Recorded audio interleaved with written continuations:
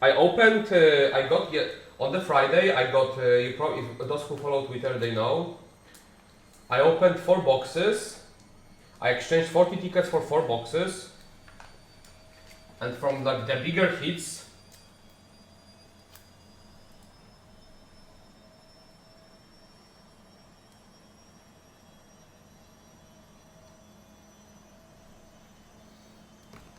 Shibal.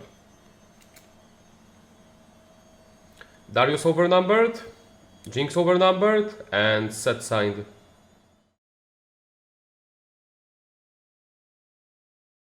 So tomorrow I'm leaving for Paris in the morning. Alright, let's see. Let's go over the deck quickly. Again, quite the same, almost the same version as I played on the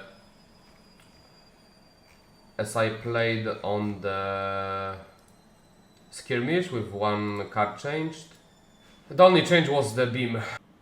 I'll be going extensively about like all the cards, tech choices, etc. in the guide. That's almost done. I need to just do the voiceover over the recordings, and it's gonna come out next week because I'm going to Paris, so can't finish it this week. But essentially, main deck is slightly weaker into mirror than the Shanghai version, but if you know how to pilot it, it doesn't matter. You can outplay people. I was uncertain, like I thought like there could be a really good Kai'Sa there, but there wasn't. I haven't met a single like I know that the Randy was the second best Kai'Sa probably in the room, but we didn't meet. So I felt I can outplay most people, and that's what I did with the slightly weaker version, the mirror. And that this version was superior into everything that's not Kai'Sa. Into E, into the Ani, into everything. What did you say was second best? My teammate, Randy. What's up guys, Randy DCG here. He lost in top 32. Like, he's the only Kai'Sa that I have 50-50 into. Like, from the playtesting. Like, we have just different playstyles. Again, both lists are good, with mine and Randy, but the thing is, I have a different playstyle. I play a bit more aggressive, and and force people to make unoptimal plays. And I bait people. I like to go for fishing expedition. And this deck is better. Randy just like play units, play fucking rain. And force people to overextend. Let me put the laundry to the drying machine. Give me 2 minutes.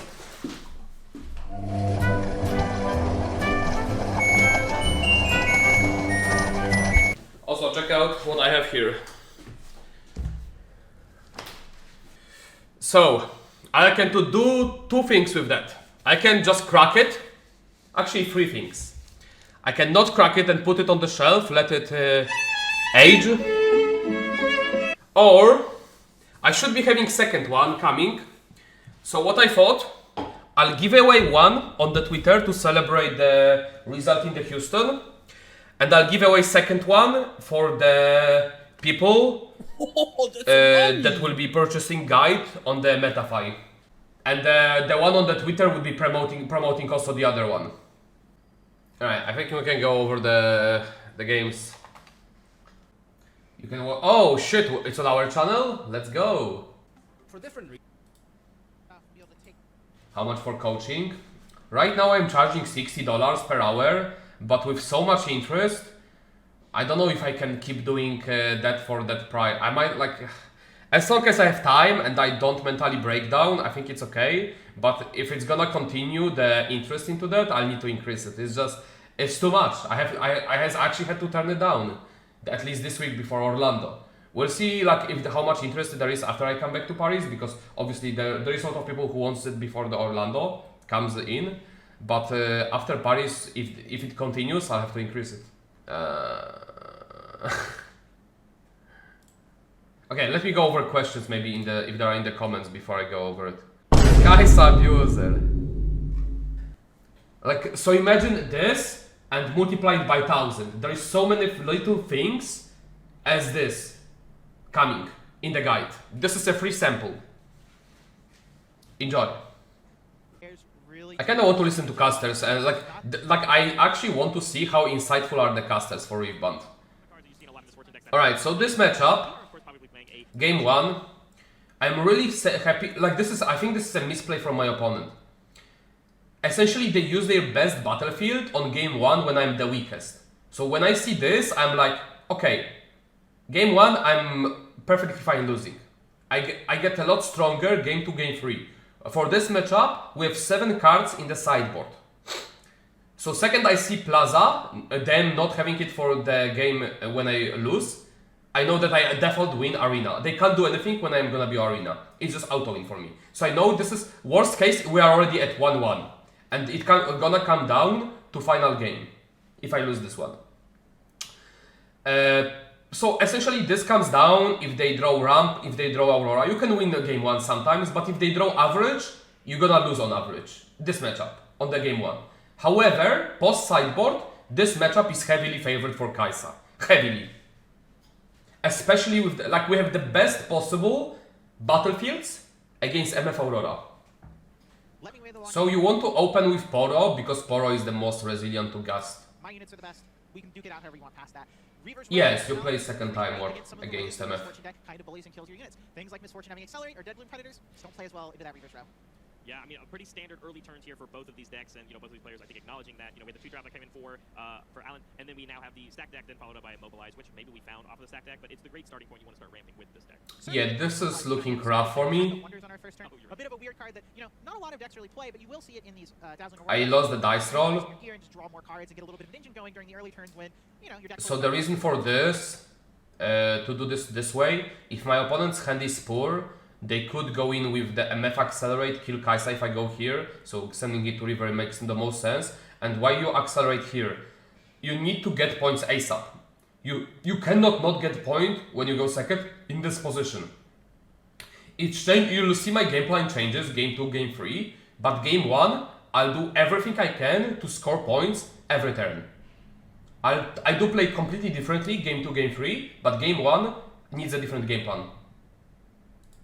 Very quickly as well, immediately into that Kai'Sa Survivor from the champion zone, getting the Conquer, drawing a card, and it's on the Reaver's row, so we can also keep it a little safe eventually when some units start coming down for... How to go with Time Warp? I have 2 copies but just don't know what to do with it. The Time Warp is the hardest card to play around because you need to have a macro game plan. Often you need to make a worse play earlier turns or not efficient to set up Time Warp. Most of the time, and you cannot find yourself using Time Warp because you don't develop macro plan. I played the list you have posted before Houston locals, was incredible. No skirmish, people are not playing Aurora. Does it make sense to remove Thermo and not Sprite from tempo on arenas? Have you tested the card? What's your thoughts on it? I did. However, you have already good cards. You don't have cards to cut, essentially. You have already all good cards into Mirror, and you have all good cards into Ani. It just, you'd be adding 1% maybe edge for the Mirror. It's just not worth it. The card is good, but it's just, I don't think it's worth it. Depends also if you are bringing double Time Warp or not. I play only 1 Time Warp in Mirrors, I never play 2 Time Warps. It's just I'd rather have a safe, after people seeing that how well did MF do, Aurora in the Swiss, you should be expecting more MF Aurora coming in the following turns. And also, there is a rise of the Ramp E siding in Aurora game 2. So you should be always expecting that. I wouldn't be cutting beams. You don't need that sideboard slot for anything. You are good into everything else. This sideboard slot should be dedicated to Aurora. You should not be cutting it. Don't accelerate the Kai'Sa on their second turn, but we're doing it here. I need to get the points as quick as possible. You have very good sideboard plan against everything else already. Stack deck coming in here for more decisions. A lot of these Dazzling decks we know are all about setup and then getting to the turns where you eventually start playing units or the Dazzling itself. Real quick, Aaron, these are 2 of the most beautiful decks I've ever seen. Just the amount of these runes and the alternate. It's beautiful. Of course, we've got our over numbers from both of our players here. What a beautiful looking game state. Love of the game. Yeah. You gotta appreciate the love of the game. The second pack of wonders, not very good compared to the first. Yeah, so this is not bad. There was no Gust. I went to 4. Conceding the point game 100% until we get to that point. But the problem is now the Aurora comes down. So essentially you want to get out of the battlefield so opponent cannot dead bloom you on the battlefield. So you have guaranteed 6 points next turn. But the problem will be closing the game because I am still 2 rounds from finishing the game without Time Warp. The hand disruption that comes with this specific duo of Body and Chaos you don't necessarily want to play all of your resources because you need to hold them for the dazzling plays or the units that come after. But if you hold on, I don't remember my hand. I think I had like triple falling star at this point in my hand. Sometimes against Aurora, and I think Alan felt that here, which is like, well, I've scored both battlefields already. Yeah, I have a pretty good development. Some accelerate unit in my hand, but I can't score anymore. I guess I'm just going to place some units to the base, and that's the best I can do. It is one of the things with riftbound is it's really hard to get more than 2 points at any given turn. And when your opponent's not playing ball and not fighting for these battlefields, it sometimes feels like your cards are just there. and that's just what they are there. In Alan's base. But they're safe, you know, they feel safe at least. Especially when Dead Blue Predator being the first card that's off the top from the first ability of the Dazzling, that can only be played at contested battlefields. There aren't any. Yeah, so this is, see, we played around it. Like, if you leave Kai'Sa here, you might be thinking, oh, worst case you can retreat it. But what about going back on the battlefield? Like, you could retreat it, but like you need to use so many resources trying to get back in. And why would you do that? Better just walk in for free and retreat turn later when they try to contest it, right? Poorly found really quickly. We had the Dazzling Aurora from Snake as quick as possible. This is the game plan. The difference in this deck. So here I'm fine if my opponent doesn't find another Dead Bloom of the next Aurora proc. Really quick from Snake. Because I can go to 6, I can hold 7 probably, and I have like multiple win cons with Watcher, I have win con with the... I have win con with the Time Warp from the here. I'm assuming they're gonna pull at least one Mind Splitter next turn. So I'm thinking, how do I play this to make sure I can win against both Volibear and Mind Splitter. So this indicates that I don't have Time Warp in my hand, or I have it and I just assume that it's gonna be ripped from my hand by Sabotage and Mind Splitter. This Dead Blue Predator, as we go back into Snake's turn, is going to easily take out this Pouty Pora for the first point. Yeah, you have to sack Pora at this point for the point. You cannot be not going to 6. A second Dazzling Aurora is about the worst thing Alan could see. I'm sure Snake is elated. This is about as perfect as things can go. We played some Pack of Wonders that haven't really done anything, but that doesn't matter at a time when you're roaring out an 8-drop every single turn. Absolutely. I can't wait to see what comes off the top of these, because I think the units and a hidden card also coming here can only match. Yeah, double Aurora with the hidden Fight for Flight is rough. Oh my gosh. But I see double bullet time, which is really good for me. Coming in, which means even though we might not get a unit played onto the Reaper's Row, I see another Fight for Flight. I see 3 Gusts, so I don't have to worry about it. The Dead Bloom is the brutal here. Pulling Dead Bloom from when he had another one in hand, it's really rough for me. That was the worst possible thing that could happen. I think I'm very good into winning this game 1 if he doesn't get Dead Bloom. If this card is anything else. Now this Dead Bloom fucks me so hard, it's crazy. I had a very good hand against this board state if it's anything but Dead Bloom. Here it was like the longest time I've taken in the, probably in my life, in the riftbound. This turn, I don't think I ever took that long to figure out the turn, was the best play against all, considering all the recycling I've seen. Like, this play is straightforward, it always happens. So I just rip it out, because this always happens. Like, we always spend 4 mana to kill the Volibear here, as the first play. Get all our triggers up, get the Darius up, and then go from there. So essentially I decided that I have to try to play hold game, and my opponent has, like, he has no bullet time, so he cannot, like, he might have 1 bullet time left only. So the only thing I can lose to is another Dead Bloom. So I essentially made a play that beats everything but last Dead Bloom. The cards I was playing around was a Fight for Flight, another Fight for Flight. There was 1 more, because I could, and I played around the MF from the battlefield. I knew there is no Gusts. Yeah, Judge was talking to me that, like, if this takes, it's getting to the... What's the word they use? Intentional something. Brother, look at the board state. Like, please. I know! I need a minute. We played fast before. Taking too long? Yeah, but like, I was trying to remember the word they used. Instead of grabbing them off the top of my deck, I'll grab one from my trash. But a Hextech Ray coming in to deal 3 damage to this Dead Bloom, which is going to make this math at least a little easier for him. And then also a Falling Stars. 2 of these triggers are going to go on, and we're going to pick where they go. Yeah, no runes left around. This is a big turn of... Bro, I recycle my whole fucking runes. Of course I need to think about my turn. What we are doing doing here is we're losing Intentional the slow first play? room. Yeah, We yeah, can yeah. sell that Thousand Tail Watcher big play later because we're just down to one room. Even if we retreat once and go up to 2, 4, 6, it's just going to take way too long, and definitely Snake will have taken over the game at that point. Yeah, and the correct read on that fight or flight, but because we did it all in spell damage, we're not going to. So here, regardless if you move that, this is important stacking. Speed, it's still going to take the damage from that falling. I was thinking, I think at the end I should stack together with Darius Hopeful. I should be putting Student and Kaisa to the Aspirant. Here I have a Cleave. They cannot, like, they have to go back here. If I always represent Cleave here. Here I should support, I should put the Kaisa together with the Student on the bottom. And then this way he cannot push me with the Predator on the top. This was, I think, the misplay. The thing is, I miscalculated here my runes. That's why I did this play, I think, at that point. Because I was thinking I can grow my Student to 9, but I forgot I don't have another rune to tap. I was thinking, okay, I have 2 mana this turn. I had the Ray and I had Cleave. And I forgot that I don't have a rune to tap on the opponent's turn. I actually fucked up here. The Hopeful should be with the Darius, and Student should be with Kaisa, and I think I would win this way. This was a misplay. Now I remember what happened. I realized that the second I committed Student. We don't have a Fury room. We can't even Hextech Ray if that was one of the options, of course. You can't Hextech Ray through Daughter. Yeah, Jekyll. Normally that's a thing you're able to do here, and I know when I play against the Kaisa deck, I sometimes forget. We're just going to cleave for his +1 on our Wraith in blue. Yeah, I mean, that's all it's going to do because the Soul's not working when you're defending, of course. But it means that it is going to be enough, and that is enough to even... Oh, we're going to just play from our hand. It is the third one. It's the third Dead Bloom Predator. We actually did end up having it in our hand to contest. I actually fucked up. That, that was winnable. Alan to have to still recover. No, I actually would have lost.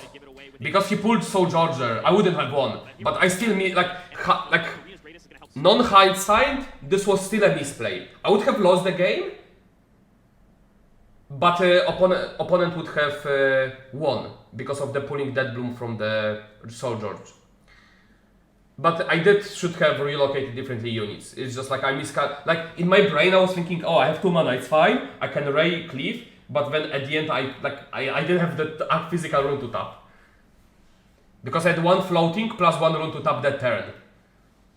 It was just too much of a puzzle this turn, where I mind tricked myself that I have a play for that I can make Darius 7 and Student 4. I can go to 11. And I couldn't. Wasn't stacking River a thing? No. Because then he can double Dead Bloom here and Aurora MF here. Like, I'm assuming with double Aurora, he will pull 1 Dead Bloom from the Aurora. And like, I cannot let him just accelerate MF into here for free. Yeah, so I'm going first. I got my Student in, I got my Sentry in, I'm chilling. Totally to be expected. Leaning into, I'm a more aggressive Kaisa deck. I want to be able to steal points in a game where I'm on the play. Treasure Trove coming down. No ramp here, I'm feeling very good. This is the kind of combo that you were talking like, about. I know I won essentially in this spot. But the idea here, I agree with you. I mean, I'm going to learn a lot, I think, in this game, and if we go to a game 3 and the Obelisk of Power does come up, because I guess it's just not the decision that I've seen a lot of players take, but Snake is playing better than I am in the tournament, of course, so I do trust his judgment on what's going on. I go to 4, and there's still no ramp, it's over. This game is really funny to me. I like Pack of Wonders a lot. These Misfortune, Dazzling Rod decks play a reasonable amount. You didn't pay for Sentry? Combo, you need it plus yeah, I forgot to turn the, like, yeah. But then, like, there is no interaction anyway coming, so it's like... I just need to cycle my cards, try to find Beam, or some finisher. We did have that Watchful Sentry that moved in. We played a Kaisa before, didn't accelerate it, we just wanted it on the board. We did just stupefy our own unit here, and then with a second Pouty Core, drew a ton of cards. Pretty good development. I cycle my deck. Really good turn. What else is there for me to do? I guess I'll spin my wheels and play some stupefies and put some Pouty Cores. So now, like, he can try to go for the MF play. You are finally starting to play Battlefield. Yeah, and like we see again, the score discrepancy really happening here. And this, I think you have to go for MF. You can't. I mean, he has to try to go MF here. But the problem is he doesn't Aurora the next turn. Like, this is a loss-loss scenario. And you just draw a card.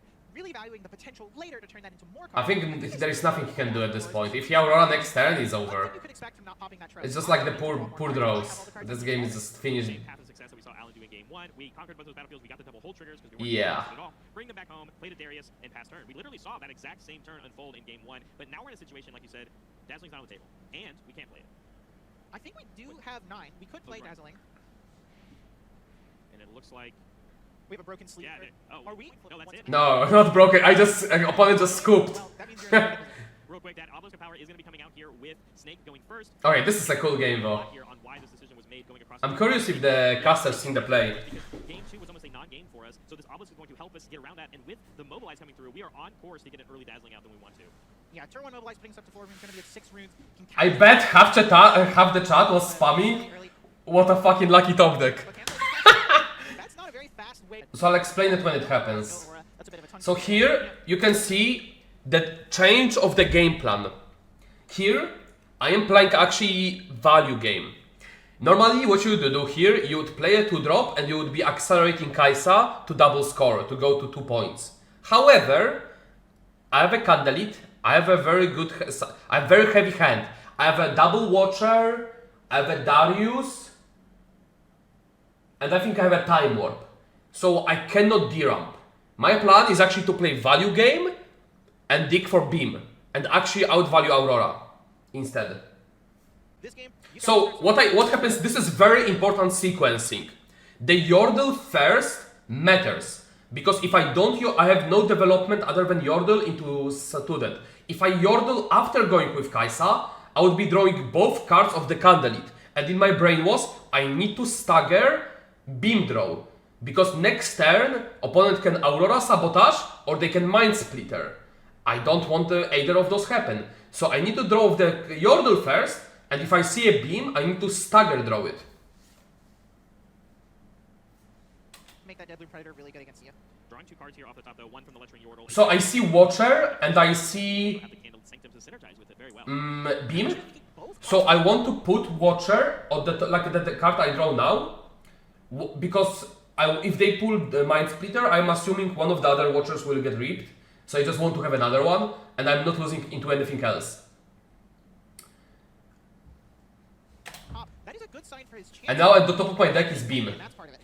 Yeah, here's finally an extra drop, although we do have the Raven Balloon student as we need to get some more units on the board if we want to keep up in scoring points in the game. But here is the big turn if we find out real fast if Snake has the Dazzling, or at least even has like a Deadloom to contest this Kai'Sa right away. There is a chance that even if we have a Dazzling Aurora on Snake's side, Alan could possibly have some type of gear removal, but this is going to make sure that's definitely not true. Oh, sorry, I had double Darius. I didn't have double Watcher, it was double Darius. Not a hand that's going to be beating a Dazzling Aurora. Also here, I think you throw away Cleave from me. Time Warp, I think it's the worst card to throw away. I would consider either Stupefy or Cleave. Cards that can either help me push through, or can find me the Beam. I don't think I would throw away Time Warp here. If I'm Aurora player. I think he threw away worst card. And I just suggested him, I offered them Time Warp, I want them to throw away Time Warp. And the guy is like, yeah, Time Warp. I'm like, yeah, thank you. No, not at all. And there comes the Dazzling immediately following up. Scouts out, not having something like a Thermo Beam, which we see a lot of Kai'Sa decks play in their sideboard. The fact that means that I'm going to get a proc out of this, and unless you start drawing that Thermo Beam... But Snake played very well. I'm going to get away with at least another activation of this ability. So here we go, off the top. This is a fun game. I love the Dazzling Aurora game. You could Kai'Sa Conquer first. Yeah, but I don't want to draw with Kai'Sa here. Because if on the top of the deck is the Beam, I want to stagger it, that's the thing. And if it's not, I want to put both of the cards at the bottom. And also this way you have more information. I'm fine, and that Kai'Sa can go, I don't give a fuck about her. It's good. Can play 2 contests against this Kai'Sa. That I think was the perfect hit we were looking for right there. Yeah, So basically, you see that I'm taking notes, what my opponent recycles. You need to know exactly what's at the bottom of their deck in this matchup. Because it comes to the point sometimes where you need to be making a notes play. Because depending how many bullet times you see, FOF, Gusts, you need to be playing around those cards. And if you don't take notes in this matchup, it actually becomes 50-50 or unfavored. If you take notes, it becomes... you get actually 20% odds over your opponent.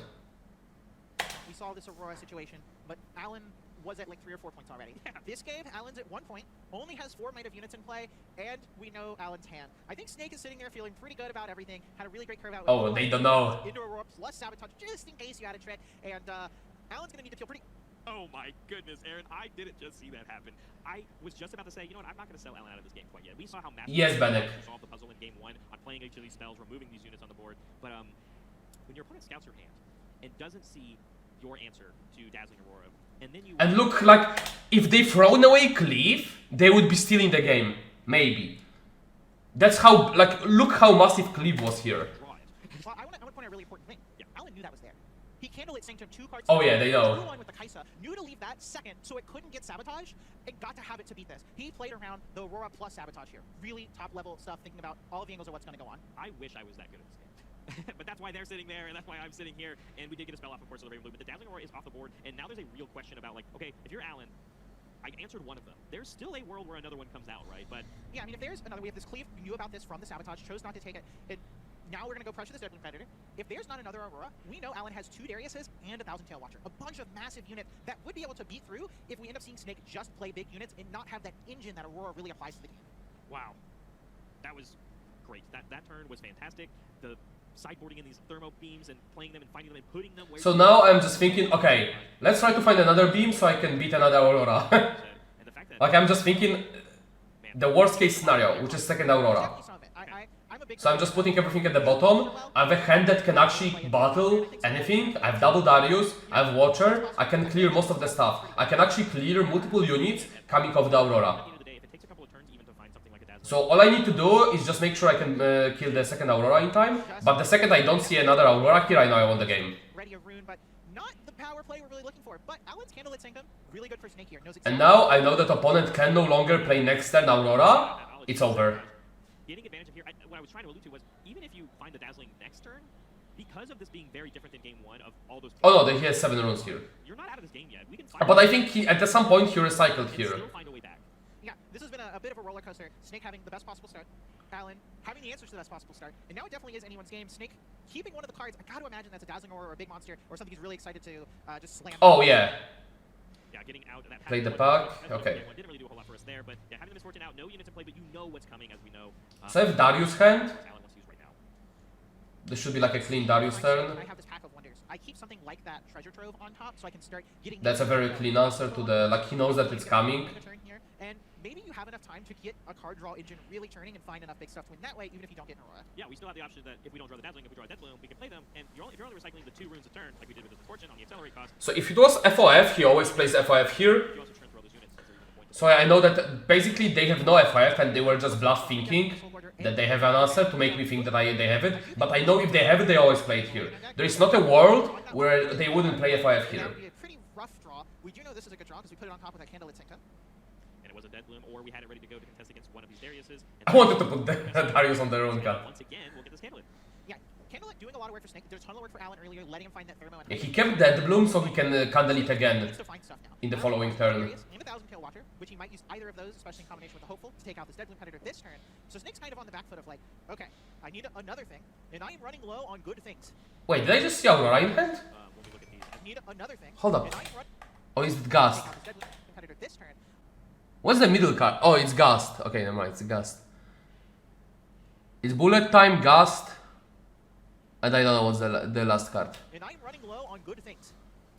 I feel that way at least when we look at these. As we put 1 on the bottom and leave 1 on top. So at least one of them's a good thing. Passing back for Alan. And I'm excited. I'm kind of actually shaking because I think we had such this great exchange of Snake in his deck was playing and firing on all cylinders, and then Alan played perfectly and found the answer that he needed when he needed it. And so it feels like we're almost in a neutral game state currently. Definitely. I mean, this really has been a bit of a roller coaster, and you know, this is the play I thought was going likely to happen. The Thousand Tail Watcher taking out this Deadloom Predator, getting that point, putting Alan up to 4 here, putting him in a position, going to probably go up to 5 from this Noxus Hopeful, and then really be threatening like, Mason, you have 2 turns. What do you kept something on top? Is it an Aurora? The Bully Bear is maybe not good enough to put in anymore. It has to go to your base, and that's a really tough place to be. Yeah, it was fine when Alan was generating 1 turn, but this one is because of the accelerated unit and now also the backup unit. Like you said, this one is costing 2 runes, or 2 points a turn, and that very quickly gets you to that 7th point. But instead, we're going to see the Bullet Time, the signature spell for Misfortune, seeing some play, and we're going to recycle a full 7 to... And I knew this is over. I mean, he knew about the Stupefy. I really wonder if He knew about it, like he had written it you're down. aware of that, then you'd want to keep something like a mobilizer. Like, he had notes as well. Like, he remembered that I had Stupefy. Like, it's just like, I don't understand this play. This was, I think, misplay from the Snake. Maybe he hoped no, he knows I have units. I don't get it. I think this was not right. I'm curious if he wasn't sure, and we're going to see a big monster, and it's kind of he's decided he won't be able to play it. But Maybe he didn't look at the notes. I don't know. Maybe he didn't think about it. A really tough situation for Snake. Did successfully clear the board though, so again, at least when it comes down to that point race, we Yeah, I will, Viktor. Although we lost all of our runes, literally all of our runes. You said what's that thing you said? Runes are for losers. Yeah, you know, we have a fight or flight, so Yeah. that's something. Yeah. That's a big deal. We're not letting Alan get to that 4-point threshold, which is the important one. That means we gained a turn by having that. I'm okay. Like I don't like this points don't matter. I already know this game is over. A big unit plus a bullet time in the same turn again. Yeah, I mean, 2 consecutive turns of passing. I mean, half, right, because of the fight or flight, like you said. But now we are posturing even more. So this doesn't work. Like I can just double develop and score again. Like Find a way to play 2 cards. The Darius will ready itself. this doesn't accomplish anything. If he gas here, I have a unit to replay, and it's just like those cards are not doing anything here. Absolutely. So this makes that make more sense. But yeah, if Alan just has 2 units, we're still scoring twice. Yeah, the Darius will just be able to ready itself because the first thing we did was just swing with the Darius, and now a 1,000 Tail Watcher coming down, and yeah, not even going to pay the accelerate cost just as a second card for the turn. Here comes Darius once again into the Candlelit. No answer for that one, of course. Going to get the Candlelit trigger and up to 4 points. And Just looking. I don't know. At this point, I could just not do anything, and it's over. This is one of those games where you're Snake and You play with perfect fit sleeves as well. Yes, I do. you had the ramp spells, you had the Aurora, you had the sabotage. Now you look at this board and you're like, oh my god, I'm trying to top deck. The Dead Flume Predators I can't even play right now. Alan's going to get to score and run away. It really feels like the answers are maybe something like a Bullet Time plus a Soul Gorger, bringing back a second. You can go back here. You can just hold like that. It doesn't matter what I do at this point. It's unlosable. Really contested location. yeah, I think we're going to see the kind of opposite situation. Instead of moving your stuff back for something like a Dead Bloom to be played, we're just going to split our resources. I have like double smokes. I have smoke screen. I think I have smoke screen in my hand. I'm like, yep, it's over. Taking the match in Aurora. So you see the different game plan. Game 1, super aggro. Make sure you subscribe so you don't miss out on the next video and let us know what you think about that one. Kurwa mać! I forgot about that outro. Kurwa mać! Oh god. Oh, I can't.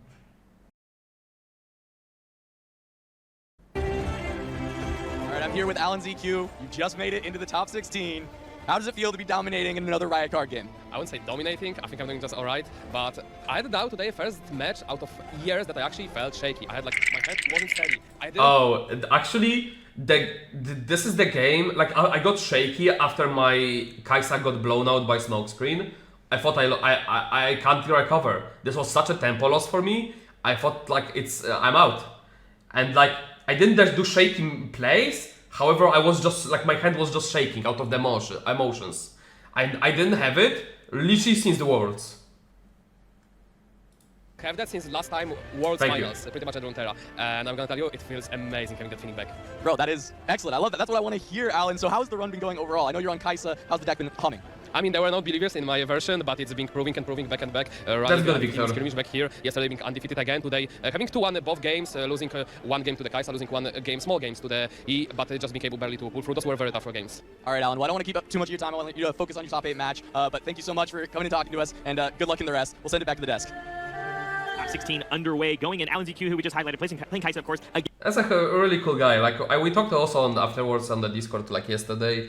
We chatted a lot in the game. But essentially, I knew that he was pulling my list as well. I played against my own list 4 times in the whole event. People just taking off the Twitter. That's so funny.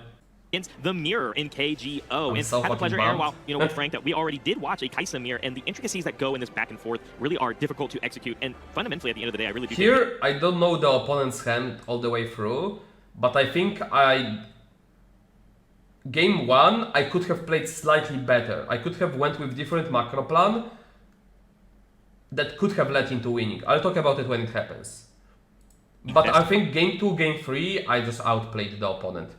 Like there was like no, like you could tell that like the skill diff.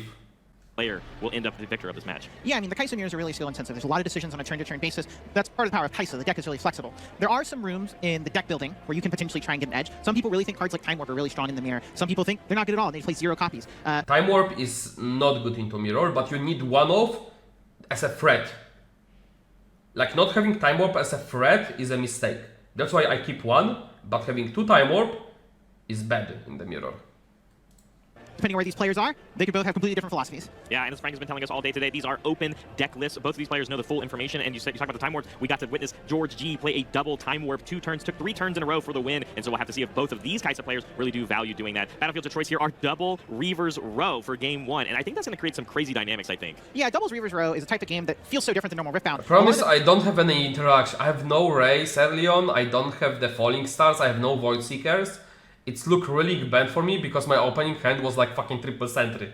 I have to be playing River Row with triple sentry. Just hold me, someone. Time in matchups, especially with the Kai'Sa deck, units like Darius and Thousand Tail Watcher are really good at going in and removing your opponent's units. Here, though, they just kick them out. The battle for units at the base becomes a lot more important. Things like Falling Star and the Cathian Rain, more valuable than ever. Absolutely. Early turn 2 plays, or turn 1 plays, of course, with our 2 drops, Patiporo versus Watchful Sentry. And I think that's the other point, is that it's not so much, I think, about that dynamic of moving the units, like you so pointed out, but when I don't see a Dreaming Tree this early on, at least in the beginning of this match, it means I think the cards we are going to be drawing are purely because the cards themselves say draw 1. So does it almost feel like the player that plays more cards? My opponent has a literally, like, this is the beast hand against on the river, and I'm like, brother. So here, I should try to push out Poro and probably accelerate my Kai'Sa. And I just get blown away by Void Seeker. I think I should be making a risky play to try to get to for 2 points right here. Because if I don't, I'm almost always losing. This is the first, but I had Time Warp in a hand, so I play towards the Time Warp. That's why I didn't accelerate Kai'Sa. If I don't have Time Warp, I'm accelerating here. My opponent has too good of opener, my hand is shit, so I have to play risky. That draw will find more answers quickly to then take advantage of this game. There is some value to that. A really interesting action here. This Watchful Sentry running. I mean, you cannot take this. Like, you have to go back with Poro here. Like, you cannot be giving me cleave value. Poro, maybe trying to either have a cleave or bluff a cleave, get this Poro out. Interesting choice. Like, if I have cleave here, Stupefy, Falling Star, I won the game on the spot. Do I think you have it? I will say that this is a matchup where, since it's double Reavers Row, a lot of the game is about can I get ahead and stay ahead on those points. Card draw matters, and finding the correct answers at the right time matters, but definitely less important than a constant board presence and pressure on your opponent. Speaking of board presence, the problem is I have those sentries, and like, my hand quality is so bad. If I accelerate Kai'Sa and I just get Void Seeker here, or like Falling Star Stupefy, I lost the game on the spot. So like, I'm trying to play towards Time Warp instead. This play is less volatile and it's less polarizing. So I just try to play a bit slower and try to win off the Time Warp, not the Kai'Sa, to get the first 2 points. Like, you can do the other play as well here. If your hand is a bit better quality, you can do the Kai'Sa here instead. Okay, I need to use the rest. I'll be right back 5 minutes. Back. Sorry, chat. If he stays in, I cleave, and I have Falling Star plus Stupefy here, I clear his board, and I can develop 2 drop. I would have literally won the game if I had like a 3 card specific hand. And like, he's still ahead on points. If I accelerate Kai'Sa and he has any sort of removal hand, like, if his hand says I get fucked by accelerated Kai'Sa, he should not retreat. He should trade Poro for Cleave or Stupefy. However, if his hand says I can fuck the Kai'Sa accelerate, you should retreat the Poro. Like, this is not a 0-1 case scenario. It's purely hand dependent. Why not, BB? If you can, you play around this. You have to just, like, you are ahead on points. Even if I accelerate Kai'Sa, if you have a good answer for it, you don't care that I go to 2 points now, because you have a clean answer for that. If you have even Void Seeker, you let me accelerate Kai'Sa and you're happy. So like, I have to assume that opponent, like, this is my game 1. I cannot assume opponent is bad at this point or will misplay. So I have to assume they know that. So that's why I cannot play Kai'Sa accelerate here. Like, just it's as simple as it is. Okay, hold up. I need to set another batch of laundry. Sorry guys, I need to do the laundry for the Paris. Also, you don't want to trade Poro for Cleave. It's very, very bad trade. Like, you want opponent to target your Poro. One of the best turn 2s we could have from KGO, right? With the 2-drop, then followed up by the 2 costing Noxus Hopeful now with the Legion ability. And Alan, of course, has some more units of their own, and it's just double Watchful Sentry, so talk about card advantage, right? Drawing and replacing. Yeah, this is really going to put what I just said to the test. We have KGO putting more stats into play, Noxus Hopeful really big for its cost, and Alan just having all these 1-might units. Really going to be a situation of, okay, I can capitalize and get some cards, hopefully that's good for me. I will say in a game with Reavers where you just saw it there, the Watchful Sentry got taken away. So you cannot be trying to trade here, because if opponent Falling Star your dudes, you're essentially dead. Like, you lose all the tempo. You have to keep, I have to keep all 3, so I'm not weak to the Falling Star. Strength normally is that ability to conquer. When I'm leaving Paris tomorrow morning. Give you a point, and though it gets removed, you get a card back. But that's just not quite the same in a double Reavers Rogue game. Yeah, I'm excited to see what we're going to do with these Watchful Sentries, when I can only imagine, as we now see this Kaisa Survivor getting accelerated from KGO, going into this Reavers Row, going to get the Conquer Draw effect. What are these? So at this point, opponent told me that he has in hand Retreat. So like, now I'm thinking, how can I utilize that information, and how can I punish him? 1-might units really going to be able to do, unless they're being supported by, you know, some of the spells that, you know, Kaisa's able to play. Yeah, there's an interesting option for Alan here. You could potentially just send all of your Watchful Sentries into this Pouty Poro. It means you won't be able to run away with more than one of them from the Reavers Row, but do you even really care? They're kind of here to score some points and die, and Alan... At this point, opponent is overextending against Rain, because he knows that I don't have Rain in the main deck, because it was open deck list at this point. Because of the... Essentially, like, if you look at the app, they added a feature where you can make your deck in the app, and you can submit the decks for the event. And some people, including me, submitted the deck to the event, and it was visible to other people. So to compensate it, they had to make the deck list open. Is going second and is behind on this points race, so that type of trade is exactly what he's going to be needing to make here in the early turns. Do you think going first in this mirror match is so strongly important when it comes to actually closing out the match as a whole? Going first is important, of course, but there is decisions you can make during deck building. Things like Time Warp are really strong and allow you to break serve, but if you have those in your opening hand, especially while going second... So I have Time Warp, and I'm thinking I need to, like, I somehow need to try to... Like, I need to Time Warp in this game to come back. Because I don't have a Falling Star. Thank you, B. They can lead to really clunky draws. You're really much more interested in having a lot of those cheap plays, Hextech Rays, Void Seekers, maybe a Darius to break through a board and attack their stuff. So that in that deck building element is where the play draw gets pushed even farther. Absolutely. I love how we're... Yeah, but Vivi, think about it. You are so much ahead, like, you get sometimes to the point where you are so ahead that you can play around 3-card hands. And you should. Like, most of the time you shouldn't be playing. I don't play around 2-card hand most of the time. Unless I can. At this point you should ask yourself, what do I lose to? You are so ahead. Like, and if you understand the board state, if you play this game as much as I do, I know that my opponent from this is winning 90% of the time. So like, why not play around cards that can only fuck him up? We're going to see a lot of these units stick around for quite some time. So in this turn, you saw the Watchful Sentry go back to the Reavers Row, and KGO once again pulled out the Pouty Poro. In the previous turn, Alan made that play, potentially saying, hey, I have a cleave, and KGO, once again, believes it. Alan is really posturing, hey, I have this cleave, this is something I'm going to be using, and he's doing it again here, moving this Watchful Sentry into the Kaisa. However, it looks like KGO said, okay, maybe as a Stupefy here in case of the cleave. And it's funny, right, because that same exact posture that ended up and presented, we then did a similar This is very good on for the me. other I traded cleave for, he essentially retreated his Kaisa, which is good for me. That this is big tempo loss. Now if I can develop, I got to even points. This is good for me. Forcing him retreat his unit here is good. I think that, like, if he has further development, he should not be retreating Kaisa, and he should just move back. Row, but KGO said, no, I'll keep my Kaisa here, and then we did see that cleave come through to go over, and so we... Also, opponents should have went here with the last turn, with this, not Poro. Going with Poro here is a mistake. It should be hopeful here. I mean, he traded cleave for retreat, essentially. But, yeah, I don't like it. I think you just move back with Kaisa, and you chill. Have to have the retreat come through for... Like, you don't get the mana back that you lost for retreating Kaisa. Is there a point in retreating Poro but not Kaisa? Only when you are only at turn 2. KGO to keep the Kaisa alive. We can also while we do so. I don't like Watchful it. Sentry maybe only one night, still scored points into a 2 and a 4 this turn. I did eat my words. You're 100% right. Kaisa Survivor coming in unaccelerated, of course, just getting some extra... So this is where I have a Giga Punish. That's like, this like, I have a Ray plus Stupefy, and like, I really want my opponent to send Kaisa back.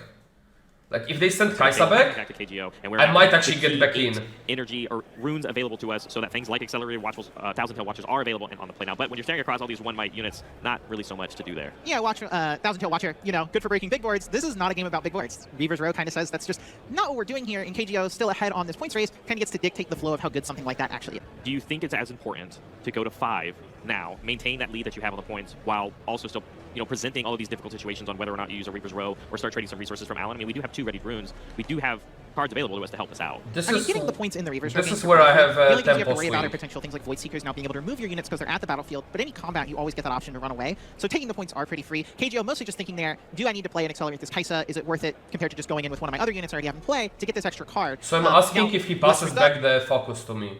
Because like no, because I stayed and now they get back focus. That's why I'm waiting here. I do always this play here, but I need my opponent to pass the focus because before I can do that.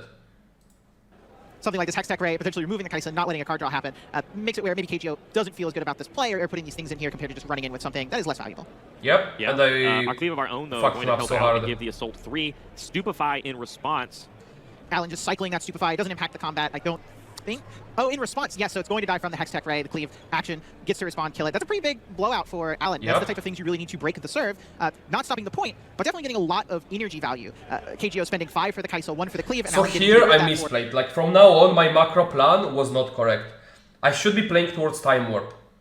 I think I drew Falling Star, which led me to thinking I can actually just play value game, and I don't have to play for tempo. But like I just lose to one Darius, which exactly what happened, and I fucked up here. Just the Stupefy and the Hextech Ray. I've never seen so many 1 might units take these kind of trades because of those masterful decisions that you just described. That I kind of was an off. But the Time Warp plan, like if my opponent is competent, he will never let me, like if those units were something not fucking sentries, I would probably swing with the Time Warp hand. But the problem is those are fucking sentries, and I cannot like if my opponent is competent, they'll never allow me to Time Warp. And I'm glad you explained it because it was very, very clutch in the idea of already having Dale 3. But as we pass back, we did again get that point for KGO going to 5, and now I think it is up to Alan in a prime spot for him to really come back here and tie up those points. Yeah, I really want to go back to that previous combat. KGO had let the Hextech Ray resolve. It's one of those things where when you are attacking into a unit right there, you have that opportunity to play your cleave first. You could have chosen to make your unit large enough where it wouldn't have He been. stayed. But you have to preempt knowing your opponent's So going you to have see, like this is good for me. I can cycle finally. They are allowing me to get a trade. They are manaless, so I'm happy. Like I'm not sure if I think the opponent trolled here. Letting me to go 5 doesn't impact him. All he needs to do is go to 6 and try to finish the game. He can start holding when I am at next turn, when I go to Time Warp mana. This is what he should be doing. He shouldn't be doing this when I'm at 9. Maybe he has miscalculated my mana. I'm at 9. Like he shouldn't be doing this at 9. Hextech Ray and the Stupefy, and that's one of the really tough decision calls you have to make in these Kai'Sa scenarios. Yeah, action timing versus... So the problem starts now, because I have to make a decision. Do I play for Time Warp or not? Because if I don't play for Time Warp, like my opponent is at 6 mana, they go to 8. If they don't have Darius, I essentially just win the game here. The action timing, like when that Stupefy came out, it's why the game is so intricate and fun, in my opinion. It's this kind of high-level gameplay that we're talking about, slinging spells that we know so well. Moving things in. I had Falling Star, Time Warp, and I don't remember what are my other cards, if I have Going to be able other to cards. get that point for Alan. We did end up losing, of course, one of those watchful sentries, as now a Falling Star going to Yeah, but this like cleans nicely, but again, it's just like I get come in punished. here to completely remove the units off of KGO's board, but having to pay that. And my Time Warp plan is like now gone, essentially. What I could have done here, I think, I could have sent double sentry here. Oh no, I couldn't, my sentry died here. No, I could just solo send, but if I bluff sentry here, and like he checks it, I lose the game. Yeah, Kai'Sa already used having to spend all the runes on the Falling Star, but letting these watchful sentries go in. But I think, like in this position, I should be bluffing Cleave. But the thing is, if I have Cleave, I would have played... No, I would keep Cleave here for the Poro, to be fair. I wouldn't be shooting here. I would still Cleave here, because to not recycle. Yeah. But I didn't have Cleave. If I have Cleave, I always go Cleave play here. And I go for Time Warp play. But I didn't have Cleave, unfortunately.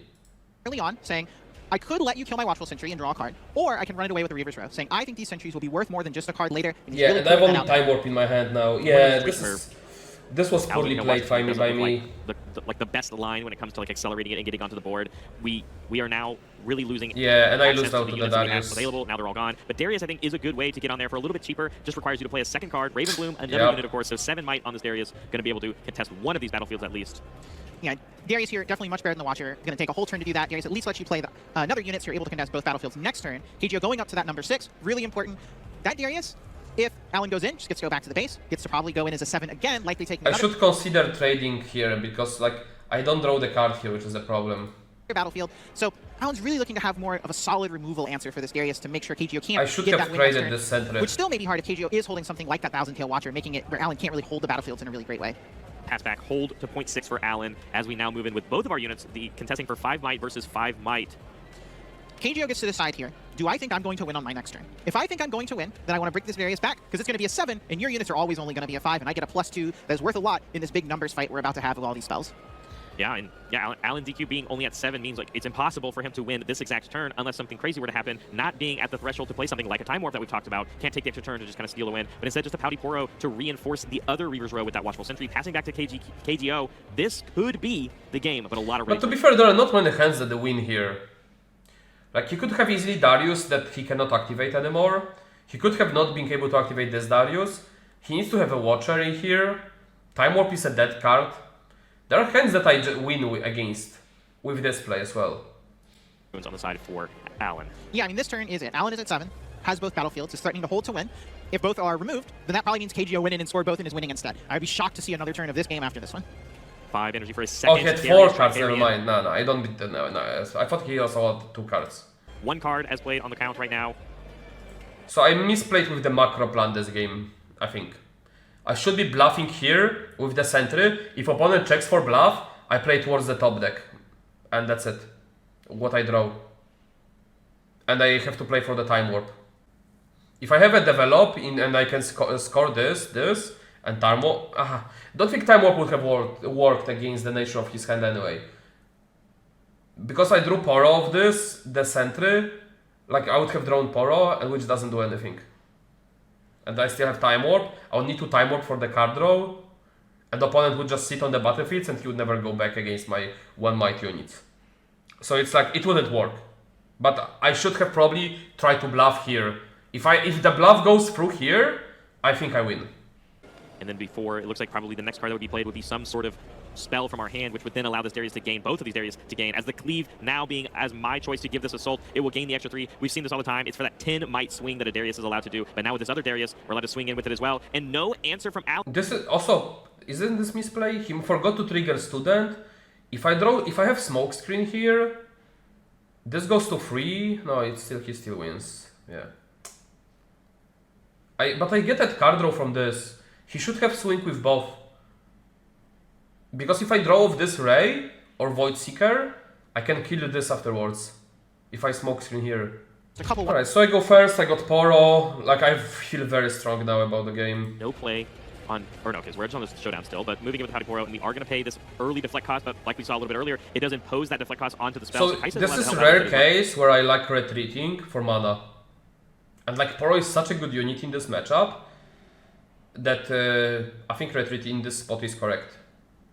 I think I might have second one as well. That's a huge decision for KGO. That's going to have a massive impact on the next multiple turns of the game. Down 1 rune. Now I can't play 2 things sometimes. Maybe I can't play 3 things later. Those decisions, really hard to make, but values Alan not getting that point, especially because, again, that Rena's greatest, put an extra point on the table and is adding extra pressure to KGO. Any other 2-drop you would retreat here? No, it's only Poro. I wonder if he oh, he did it. He did need to retreat. If he doesn't raid here and they double score, he can't win anymore. He had to raid there. To get wasted, even with the potential of playing a Kai'Sa. Oh, here? If I, like, you cannot do this.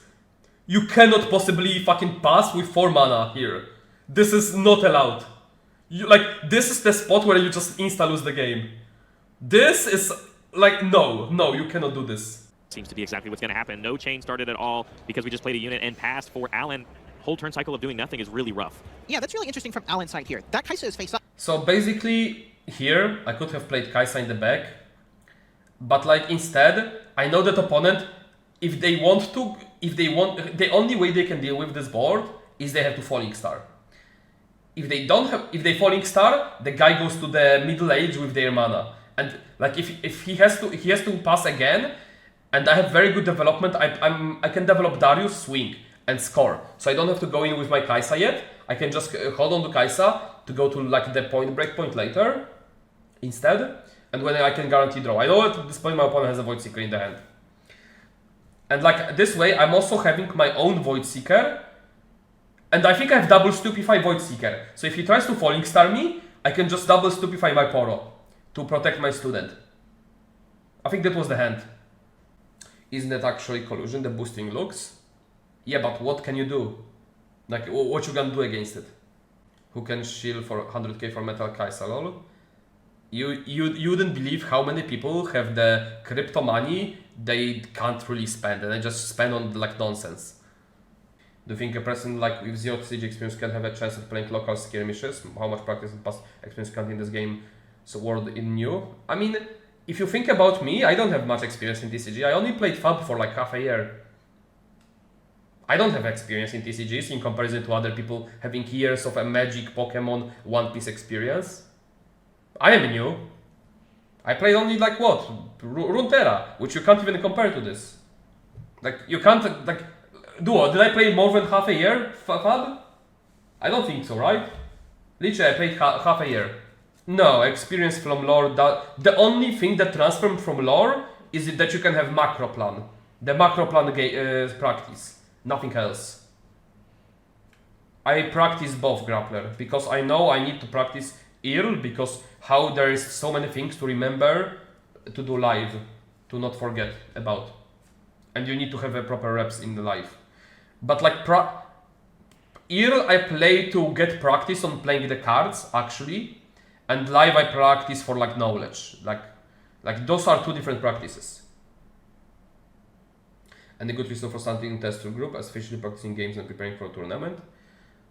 Play online tournaments. Make friends, have a good vibe. Don't have a shit takes. Don't act as Mo. Knows KGO could play it and chose not to do anything with this Pouty Poro. You gotta be thinking, what can my opponent be holding? It must be something that makes them really value the protection of this Kai'Sa. Maybe a low unit hand, a lot of spells, a lot of removal, and maybe we'll see some of that here. I can imagine, yeah, Falling Star on this board. Pretty good thing to be playing, getting both units, even if you have to pay the deflect for that Pouty Poro. Yeah, one of the more expensive. Oh, I didn't have double stupefy. I thought this was double stupefy. Table, and maybe now we see those 4 runes. We wasted that, or you wasted. So essentially, now if he spends mana to develop, I just can accelerate Kai'Sa and I'm chilling. Not doing anything before, but of course we can play a Lecturing Yordle, get us, refund itself, and now we at least have the unit lead. When and I believe I have Yordle, a nice a retreat here. On threats is like replaces itself. You're not too worried about it dying. It's pretty small, but it still does threaten to take those points. Instantly answered by an accelerated Kai'Sa Survivor from Alanzq, and here we see what we saw him really have success with yesterday, this Candlelit Sanctum, which this one's not even his, being used with the Unconquered draw, being able to take a look at these top 2 cards and decide where you want to put them. Yeah, one on top, one on so bottom. Gets that one from the Kai'Sa. I have retreat Ray hand, and it's just like I'm playing very efficiently with my mana. Immediately, probably a pretty good card if you're willing to take it at this point. You have a lot of card flow. You're really looking only for specific things, either removal spells to not lose the tempo you have ahead of the game, or some type of big finisher. Now gained that point lead that is we were the going gap to between otherwise top have decks from going for. Kai'Sa that big? If you practice other legends, would you potentially be able to succeed? I think Teemo is the best legend in the game. I would say Ani, Kai'Sa are second best, Teemo is the best, and he is third best.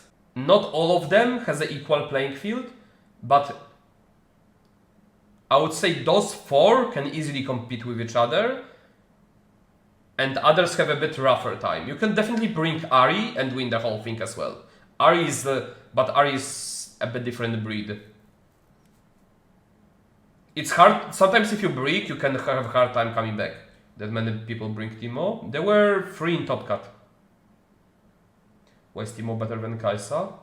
I mean, the cards in the deck, like the matchup table spread is better.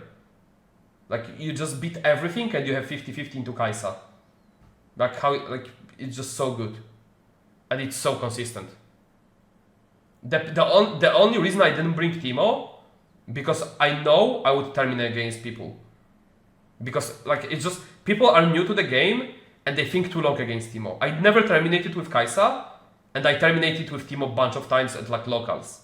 So I'm like, I'm not bringing this shit to the tournament. Not at least on the first set. Anyway. And I think a lot of it came down to is because we felt like we took that whole turn off from KGO. So it's like we spent some time, denied some points. That was the time for us to re-solidify ourselves. But then it feels like once again we're kind of in a normal game state of what normally looks like when you go second.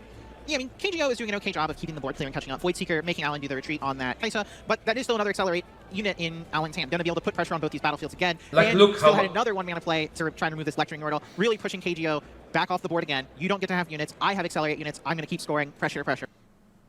This is just like so much tempo. Look at the just like the rune count. I'm going to 10 next turn. I can accelerate Kaisa again to go in. I'm going to 5, drawing a card of the Kaisa again. Like, opponent has absolutely no tempo. Like, he has to rain probably my 2 units. But I... Yeah, and full rune usage, right? Because now then we also had Hextech Ray to cancel the Yordle going for the Conquer, forcing a retreat out of KGO, and now just has to play a 2-drop. Can't afford the Lecturing Yordle anymore because... Going to G2 against orange decks, what are you taking in out if you want G1? Depends which deck. Mostly against set I keep Voidseekers in the deck, against T I side out Voidseekers and 1 retreat. You had to pay the 1 on the retreat. Yeah, and you can look at this game. Alan going first, of course, has a rune advantage, but also KGO did kill that Poro early. Paid that deflect cost. You can see it in the rune counts here. KGO only with 7. Alan over here with what looks like 11 runes. The retreat adding more to that. Really gets to play his cards in the way he wants every single turn. And it really gets to dictate things like this Candlelit Sanctum. More expensive cards, usually pretty strong and more powerful here. A lot of times early you're pushing those away, or if you spend a lot of your runes, Alan gets to choose to keep those. He likes them. They must be good. They're going to help close out this game, hopefully for Alan, as we are quickly approaching more points for Alan. Going to be going to 5 once this accelerated Kaisa goes through, because with no ready runes on the side of KGO, there's no contest. Yeah, a situation where one of those time warps or any fancy spell here really would shut the game. So here I was thinking, my hand is so good, I can just play into rain. That like, if essentially if my opponent plays rain next turn, he has 2 mana up, and I can just go to 6 for free, and I can win the game from that spot. So I'm like, if he doesn't have rain, I win on the spot, and if he does rain, I still win on the spot. So I can just play into it. Quickly, but also whenever you have to make a play into rain, ask yourself, are you in a winning position? Just a pretty full hand and a lot of options. KGO here if they rain using you. something like an Acathian Rain to really clear a large board and be able to catch up. Thousand-Tailed Watcher on this turn, potentially pretty good if Alan doesn't have a lot of actions or reactions to fight back against that, killing both these units. Howdy Poro coming back, keeping 4 up once again, always posturing that we have some sort of answers, as that is the bread and butter for these Kaisa lists.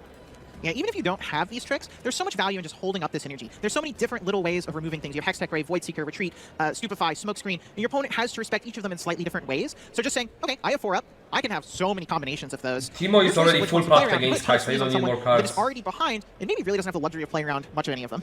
No, it's not deciding that. That's the problem is opponents thinking what is the hidden card.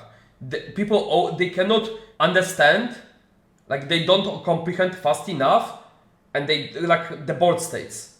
And hidden cards makes people think too long. It's not playing Timo which makes that games to terminate. It's the opponents that play against Timo make you to overtime. I had hopeful in the hand, and I'm like, if my opponent reigns here, be my guest, deal I'm free. Like I'm winning the game from here.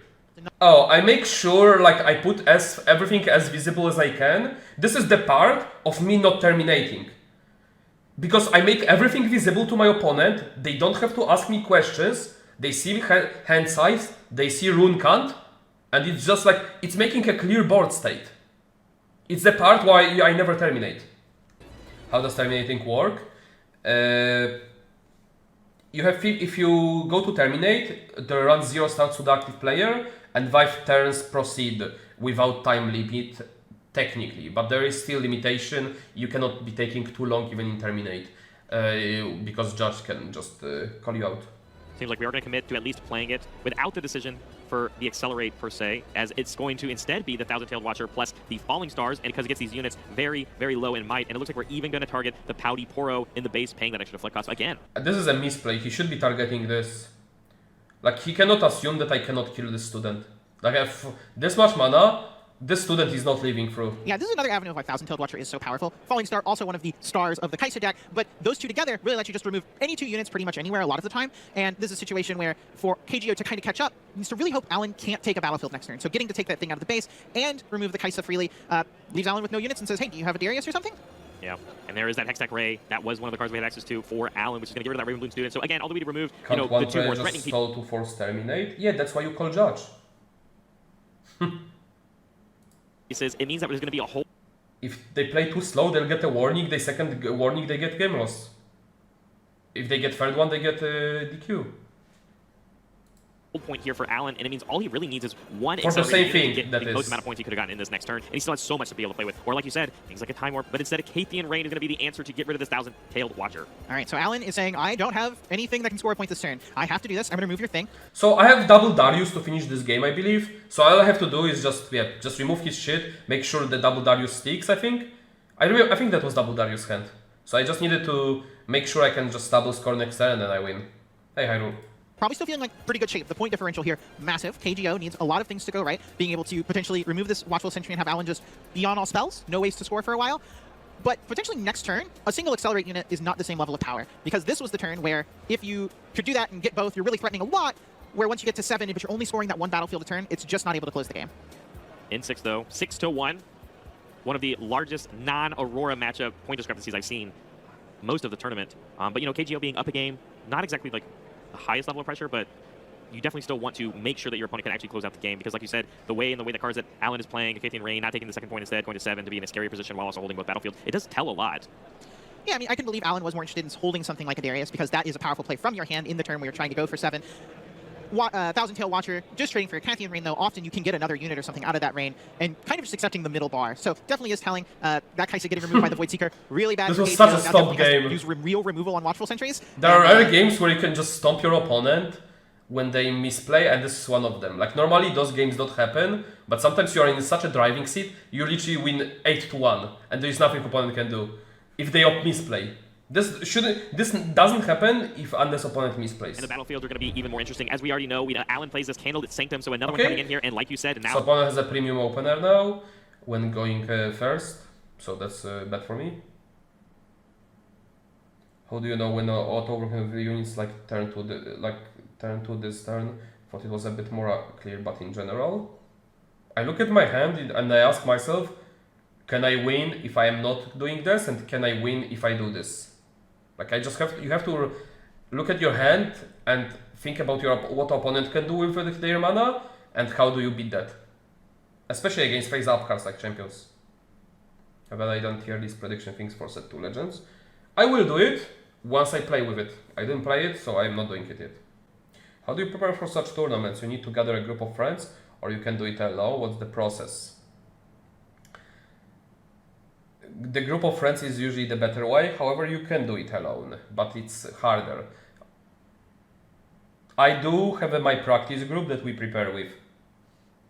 And I believe our group was the most successful one in the Houston, having the best conversion rate from day 1 to day 2. Where can I find online tournaments? I believe you can go on the community Discord here. And I think if you scroll through here somewhere, there should be stuff here. I don't know where, but I'm sure if you go here and you ask in the general chat here this question, someone will give you an answer satisfying you. I'm gonna sacrifice value, which is points, to gain tempo. So I'm not gonna interact with my opponent. I'm not gonna let my opponent do anything for the sake of just developing. So pure tempo, 0 value. Do the top players get sponsored, or they bought by gaming orgs, or it's not what I think? I don't know if that's the case in Riftbound yet. I know it happens in different games. Like, I have a friend, Josh, which Impact, that is sponsored by one of the stores, and he gets sent out to the One Piece events. And he was in the Houston, sponsored by one of the players that she made top 16, I believe, on the Kaisa. By the store owner. I don't remember his name though. Yeah, so this is essentially using points as a resource now. This was the case, so you could learn this in Runeterra as well. You use your HP as a resource. That's where like Runeterra could also help you. If you understand this, you'll be able to adapt it here as well. But you need to understand when you can do it and when you cannot. Yeah, but we had another situation where KGO didn't actually play anything with his runes going on that turn 2, and all Alan does is play. I'm okay with that as long as you're okay with it. And then there is a Stupefy, so you had the correct read on the idea of just like, that could have been something we had to just get value out of our runes, but that... So opponent stacked the Candlelit, so he knows what he's drawing. So he wanted to play this turn Hopeful plus Poro, keep 1 mana up, probably. opportunity wasn't presented to us for KGO. And, you know, even the way that we looked in how we looked at our deck for the Candlelit Sanctum, it looks like the Noctis Hopeful will get played, but not alongside that Kai'Sa Survivor yet, really holding on to it in this game. Yeah, seeing that Stupefy on the Kai'Sa here, I am curious if we're going to see a Falling Star trying to move both of Alan's units. Maybe not. Maybe it was just spending the Stupefy to get the Legion going on the Hopeful here so it can hold up once again those 3 runes, threaten that Void Seeker. But if you do have the Falling Star here and remove both of those things in the base, puts a lot of pressure on Alan to have a pretty quick return to the field. Yeah, absolutely. I'm excited to see if he has it. I mean, I think that play and line sounds incredibly strong, but really wondering where to put this Noctis Hopeful, even going to support this. So at this point, I'm playing against face-up cards, and I know exactly what my opponent has. Now, I know that I have, if I have Darius play, I have a Giga Void Seeker Punish. And this is where, opponent tries to be fancy and really prioritizes on killing that Kai'Sa with Void Seeker, and I just fuck them up, because, yeah, they play around face-up cards, but they are not playing around my mana at all. They are not figuring out what I can possibly do. So what happened here? He just played around Cleave Kai'Sa, right? You double develop here. You think about, okay, if I go alone here with Kai'Sa and I cleave, he has no answer for that. That's why he stacked. So this gives me a way tell. There is no another Stupefy, there is no Ray, and there is only Void Seeker in the hand. So I'm playing against face-up cards, essentially. He's protecting himself from cleave, but he completely ignored the other cards I can play. So this gave me a whole tell about his hand.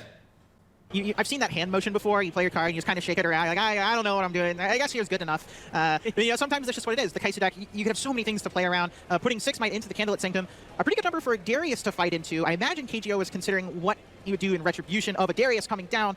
Only 3 runes up, potentially some retreats, maybe a Void Seeker to make a They're trade. on the Twitter, but I imagine Darius looking really tempting to Alan here if he has access to one, especially plus a cleave. Or I think he lost the game here. I agree. I think he lost the game. Like he made the turn 2 play was acceptable, floating 4, because he was scoring. But this turn he should go back, double develop, and chill probably. Trying to stack here was like just cementing his game. If it's a cleave, I think No. The opponent didn't want me to play Darius. He wanted me to play Kai'Sa, and he made a backup against cleave. So like in terms of like reacting to what caster says. Like this completely gets absolutely obliterated by Darius. You hate to see this. You hate to see Darius on this board state. Unless we take the trade, but I think right off the bat we're going to see, obviously the Darius will come in, but it's only going to be 7 might, which then means the 3 leftover runes that KGO has really has an opportunity here for him to support this. Yeah, I mean, the Kai'Sa deck is not that good at protecting its units outside of retreat. Anything that would make this combat not just end up with Alan taking the board is something like a Void Seeker. You have to remove it and still trade off all your units. And I'm not sure KGO is super happy about this situation. He's thinking pretty hard. I would like to believe during the last turn while playing this Noctis Hopeful, this was a situation that was definitely going through their head, and you would kind of have a plan here. Alan is all exhausted, all the runes are gone, no energy available, so KGO gets full knowledge of how this turn in combat are going to play out, and seems like it's a pretty difficult decision. And now my opponent has to Void Seeker that or Ray. Are you a big It's crazy. While players decide. Are you a big Smoke Screen would hurt? No, it wouldn't. I asked you this. I trade with Poro. Smoke Screen doesn't do anything. You still kill Poro. You're fine. How does it hurt? You get 2 for 1. That's really good if they have Smoke Screen. I'm completely fine. Then I can just double send Kai'Sa Poro against it. I can go Kai'Sa here alone, and I chill. I'm good. Earlier, I think, but when I look at the way that Alanzq is sitting, and they're kind of laughing a little bit at each other. And also, I know he has no smoke screen. Him stacking here tells me there is no smoke screen. Also, game 3, there should be from 0 to 1 smoke screens. The tank right now, and like you said, the hand waving of the card. You know, Alan looks as cool as a cucumber. Yeah, all your runes are exhausted. What can I do? I don't know what you can have with this Darius. I think you got Void Seeker. That's fine. It's all in your hands now, KGO. You show me what's up. And sometimes it's just what you got to do. If you're sitting there stressing while your opponent's tanking about a tough decision, it kind of just can get in your own head. So the best thing to do is just be like, all right, I will see what happens, and then I will start thinking again. Looks like it's just, again, like you said, going to be that direct damage coming through with the Hextech Ray, where although we lose 3 for 1. KGO, we are at least going I'm chilling. Board, but this presents a I know I won the game here. To come in and match up the score and a bonus draw from the Kai'Sa. Yeah, that Hextech Ray leaving up 2 energy, but that's not enough to play a Void Seeker and threaten the Kai'Sa. Potentially could have had another Ray and a Stupefy, but doesn't. Alan's got to be feeling really good after that turn. A board that seemed pretty favorable for KGO, turned around really, really quickly, and again, KGO wasted a little bit of energy and got 3 for 1 by that Darius. Yeah, 3 for 1. I don't want to hear that when I'm playing games. Darius, though, is a good rebuttal. That's I think a you good just got note. rid of your opponent's Darius, and then the Pouty Poro follow-up here that, remember, we ended up keeping on top of our deck that we saw earlier to draw at this kind of particular moment. Means this Darius is going to have to hopefully I'm offering opponent to go on Candlelit for Poro. Leave the Kai'Sa alone. Just doing some memes and jokes while playing. the Survivor, and of course Alanzq is completely tapped out. So a trade out for that unit getting over, and KGO will go back up in 4 points for the score lead. Yeah, keeping the Pouty Poro with the intention of, oh, I need something cheap to play with this Darius I've been holding totally makes sense. Something that is worth having now. This Pouty Poro gets to pressure the Candlelit Sanctum, potentially trade in with the Poro there. Alan, really wanting to... I think I messed up here. You see me doing mistakes when I get too chatty. I lose the focus. The same thing happened in top 8. I got too chatty and I forgot. Again. I cannot be just like friendly chatty because I misplay them. I lose the focus. I have to, like, this is my takeaway from this tournament. The only time I actually misplayed is when I was like, yeah, trying to be friendly and chatty with my opponents. And we had a good vibe. I have to be more sweaty. More Mind Runes, at least of the use for... Oh, I remember this turn. That was a really good turn. I had Stupefy. So I did exactly what I did in the game 1, where I offered my sentry. If I play rank and if they trade, I'm okay. And if they don't, I'm already at 4. I don't need to go to 4. And if they play the retreat, I punish them with the Stupefy. And I score. And it's game over. So essentially I just played around the retreat this way. Dealing the 4 damage to the Darius, which means this or looks really good into it. Or the bonus draw from the Sentry. And Void Seeker. Sorry, not Void Seeker, Ray. Something like a retreat at all this game, it looks like, for KGO to support and keep those kind of units alive. Yeah, and as I was saying about the points, Alan's at 4, doesn't really need to go to 5, is actually pretty happy on this board just to clear the Darius, even if it means he didn't take the Arena's Greatest. Yeah. Just finalizing more units, getting them. Yeah, and I should be taking later. This Poro shouldn't be here. That's a misplay. This Poro should go back. Alan chose to leave this Pouty Poro in the Candlelit Sanctum, possibly thinking like, hey, if you want to... No, it's a misplay. Don't do this with the casters. But I think I'm happy with you playing units, and it looks like KGO's maybe going to go for that line here by playing this Kai'Sa. Finally coming in from the champion unit zone, as you said, going to go for the Conquer draw. Taking the other battlefield, says Pouty Poro, no, you can leave that. He was scared of Ray, but like, if I have Ray, he had to draw Cleave of that Kai'Sa. Because if he had the Cleave, he should have went here with Kai'Sa. Potentially afraid of the Hextech Ray coming out of Alan, really needs this card off Kai'Sa maybe and doesn't want this trade to occur. I'm assuming he top decked from the Cleave from the Kai'Sa. Actually going to try and take it over with a Cleave play on top of it.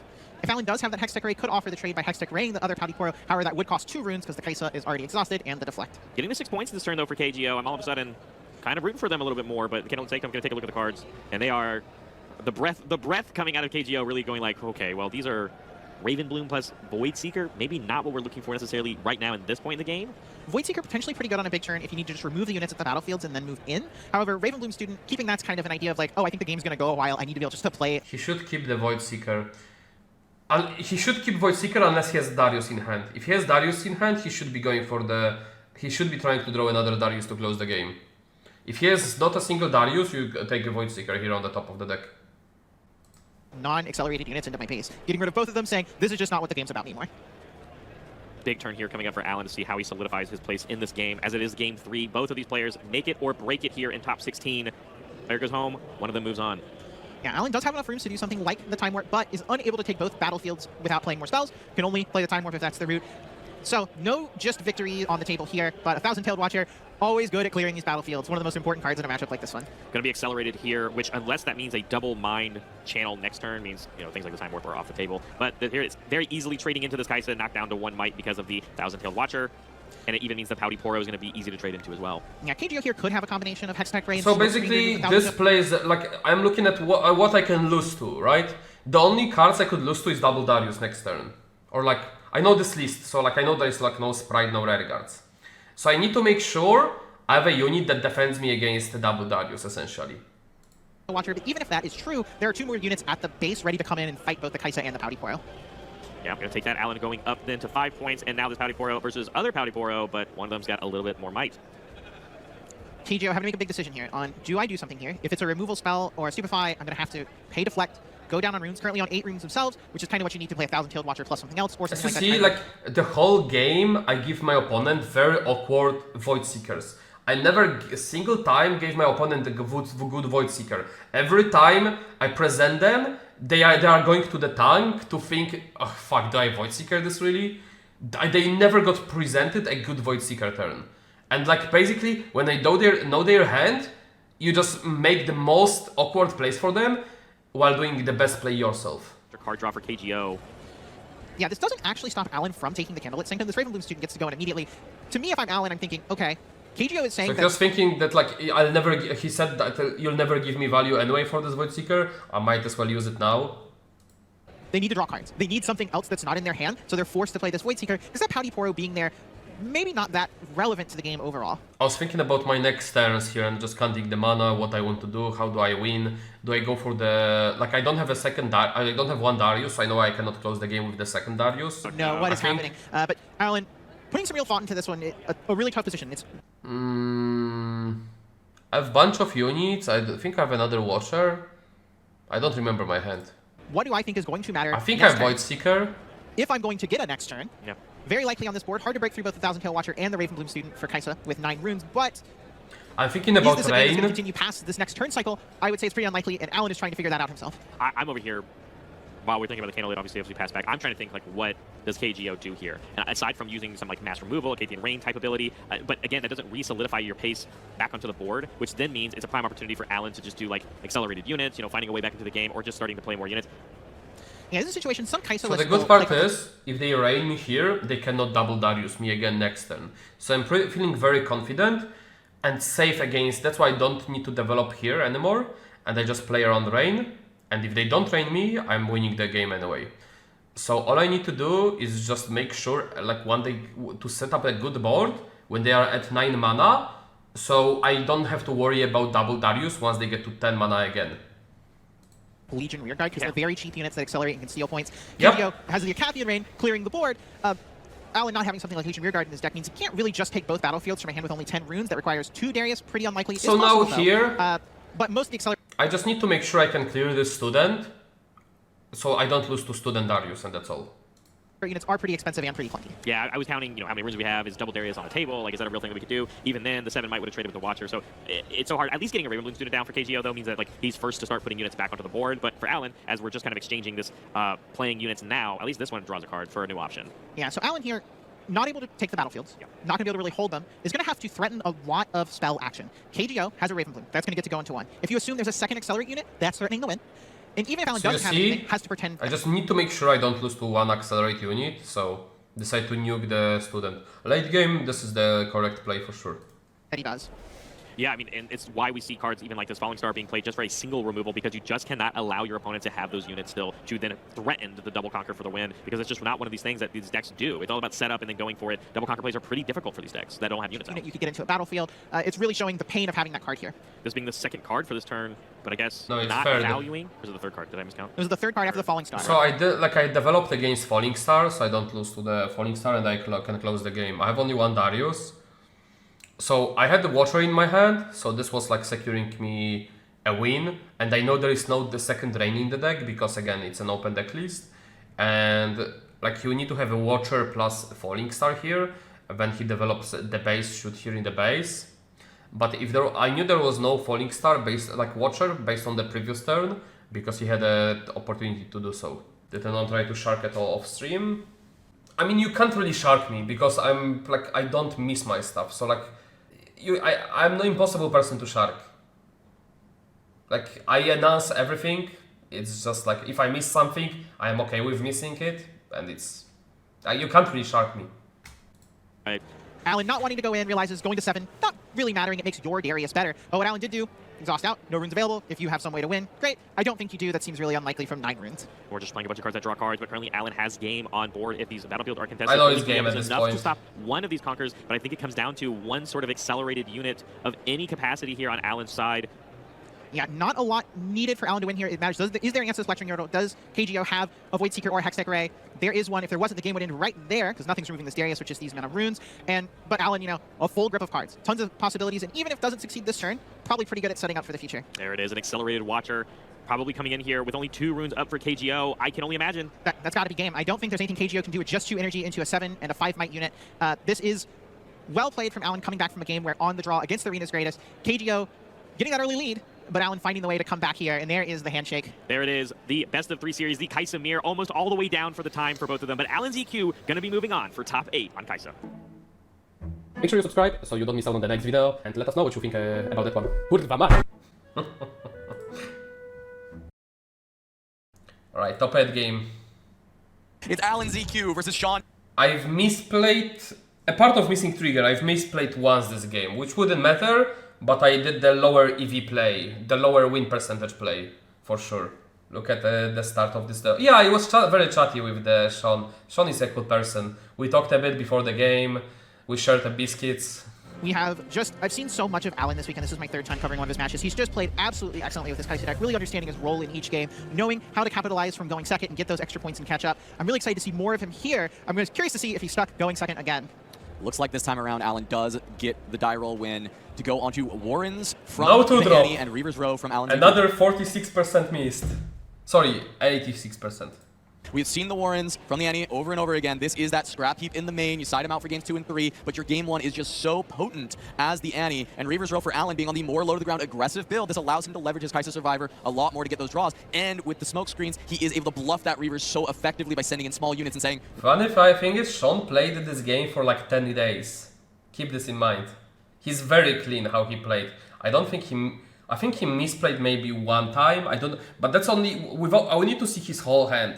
The turn where he accelerated Kai'Sa this game cost him the game. move in to the Warrens. Sean is a part of the Tariq Patel prep group. They brought all the same Annie. Tariq made it to top 64. He lost the mirror, and Sean made it all the way through.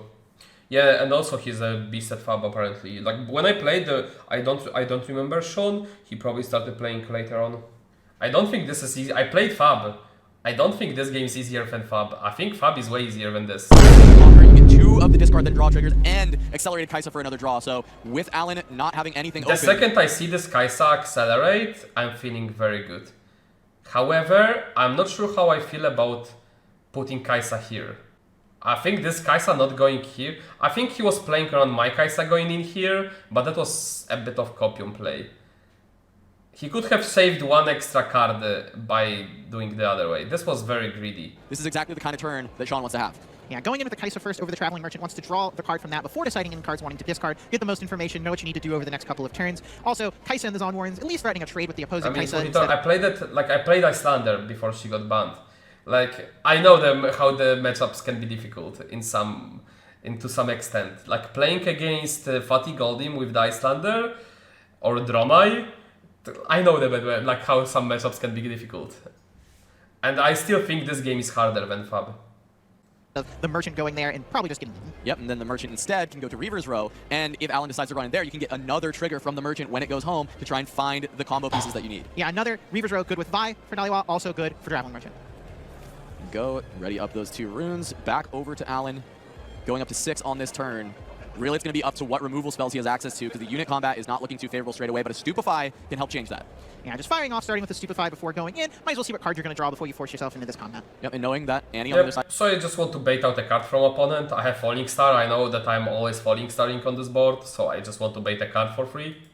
Yeah, especially because Sean has filtered so many cards. So he's kind of helped curate a little bit of this hand to know exactly, hey, what options do I have? And he's given himself a lot of options to consider. It is just going to be a fight or flight, and he will pick his own Kai'Sa, playing around Array, dealing with her after the fact. I think the other thing you had to be afraid of was that Darius. There's already been a Stupefy played this turn. Darius 7 might. If you kick out the Kai'Sa, but your Kai'Sa gets eaten by that Darius, that's a devastating start to your game. You're left with a Traveling Merchant against Kai'Sa and Darius. Not a fight you're happy to be having. Yeah, the other big thing to look at for the Annie decks is they usually like to keep the Survivor alive as much as possible if they can, because of its ability to draw additional cards. Unfortunately for Sean, this is the worst case scenario, is that Alan has the Falling Star to follow it up, deals I with have the insane Stupefy hand and here. also the Traveling Merchant, and so the fight or flight essentially just Like kind this of was over really at this getting point. double value. First, forcing a usage of that fight or flight, kicking out the Kai'Sa, then still being shrunk and letting that Falling Star be a 2-for-1. Really, really powerful. If he doesn't fight or flight here, would you leave the merch on top? He would never do this play if he didn't have it. It's always flash or fight for flight. He does never not have it. Like if you don't have the card, you would not put units like this. You would be putting Kai'Sa here. Like I know he has it.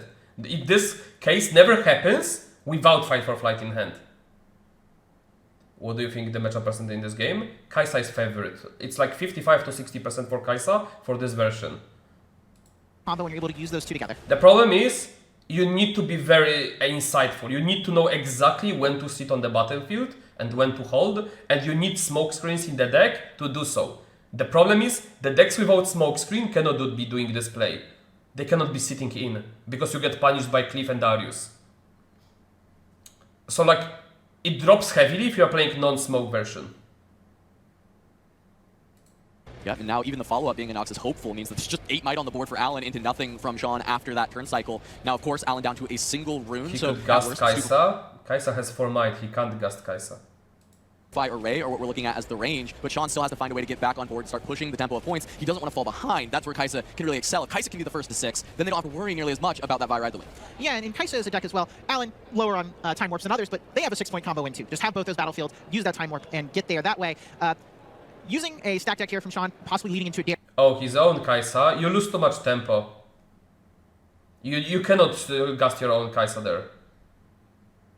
Like you lose, like you don't get back on the board anymore. It's too slow. You need to, like, I think he did the correct play at the end.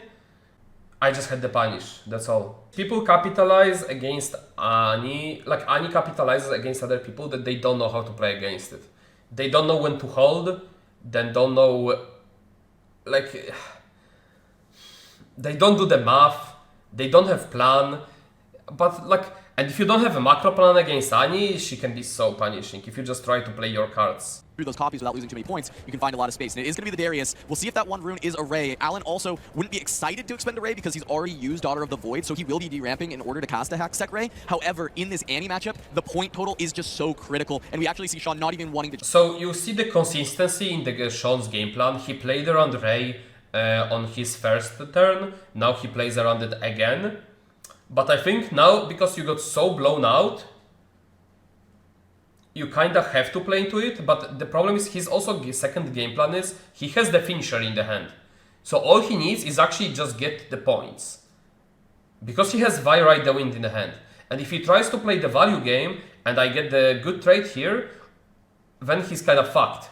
If I Ray here, he might never be winning game anymore. So he does the more consistent line, and that also follows up his game plan early on. That he played around Ray, and he still plays around it. Chance it and moving towards the Reaver's Row instead. Yeah, this Darius is a big threat. It is a lot of pressure on Alan to be like, okay, you better not leave any units in this Zon Warrens, because I can always back it out, ready it again, and also and he can protect it. Here. Like he knows that I'll have a problem clearing this unless I have another Falling Star. And this Darius will allow him to go to 4, like hop in back and go to 4 points. So like it's extremely pivotal for him to protect this Darius. And there's a lot of pressure to just make sure Alan can't be threatening points in the same way and keeping up with you. Because if you can't accomplish a Vi Ride the Wind, Alan will eventually overtake you and beat these battlefields with things like 1000 Kill Watcher. Yeah, we are going to see Alan awaken, and now it is look at the... I'm thinking about Ride the Wind here. Like, do I have an answer for Ride the Wind? If I try to go in, if he rides the wind on my Kai'Sa, am I okay with that? I think I was okay with it, but I think I didn't want to give my opponent opportunity to play like a stack deck into stack deck to make the Darius ready. So I didn't go in with the hopeful first to play around it. Reaver's Row, but if I plan Falling Star in this critical turn. piece of the matchup to keep this board clear, and it's just going to make No, the hopeful Rules, take the Reaver's Row. I'm very happy Alan with the catching deck. up in points, still a little behind. I Sean think is not quite on. This is, I think that it's a perfect version for the current meta. But the problem is you need to be well played into mirror. If you are not, you're not gonna do well with this deck. If you don't have, like, you need to study mirror. You need to actually sink into the mirror, because this version will not do well into the mirror if you are not, like, if you don't play it perfectly, essentially. This is the worst version of the Kai'Sa into the mirror. However, you only dropped between 2 to 4% into the mirror, but you can catch up by outplaying your opponents most of the time. The full cadence, but just one step behind, and now so far ahead on board as he establishes a Pouty Poro. Yeah, I mean, the double Falling Star is really tough for the Annie deck. This game we got to remove 2 units with it, then take out a Darius for a massive change in game. Just getting to be really efficient with those plays, where Annie normally a deck that gets to be efficient itself by readying those runes at the end of a turn, but hasn't been able to really capitalize on those. The one Fighter Flight that got played pretty much got countered by a Falling Star. Yeah, no, I mean, the Fighter Flight did nothing. I mean, of course, Sean is playing around a range of cards at that spot when he casts it. The thing is, it's also only game 1. After game 2, after game 1, my version is favorite into the mirror. So, like, I'm okay also losing game 1, because I know I can just win the game 2, game 3 most of the time. And, like, it's not even that bad into the on game 1. I played against one. I 2-0'd all mirrors in Top Cut. No, sorry, I went. No, I did 2-0 every mirror in the Top Cut in the day 1. Yeah. I played 1, 2, 3. 3 mirrors day 1. And then I played 1 mirror day 2. And I went 2-1 day 2. No, sorry, 2 mirrors. I went 2-1 on both day 2. And I won, like lost both game 1 in the top cut. And I won the game 2, game 3 in the top cut. Play out, I did. Accelerated, push it in. I played against 2 MF Auroras. I lost game 1 against both, and I won game 2, game 3. This Kai'Sa is favorite into Aurora 70% across the whole matchup. Seeker deals with it. I want to point out something Alan did here that was really on top of mind. That Kai'Sa stayed in the Zon Warrens. It didn't run away. That's normally a unit you go in with and leave. If you go back in, you would get 2 Conquer triggers, the Kai'Sa and the Warrens. But Alan is super aware of Do you sneaking think up. Ani A is unit- as good as Kai'Sa after Houston in overall meta? They are equally good, yes. Cause smoke? No. Cause my battlefields. I have the best possible battlefields into the Aurora. Can you explain why this list is unfavored G1? I don't have Yordles, I have smoke screens.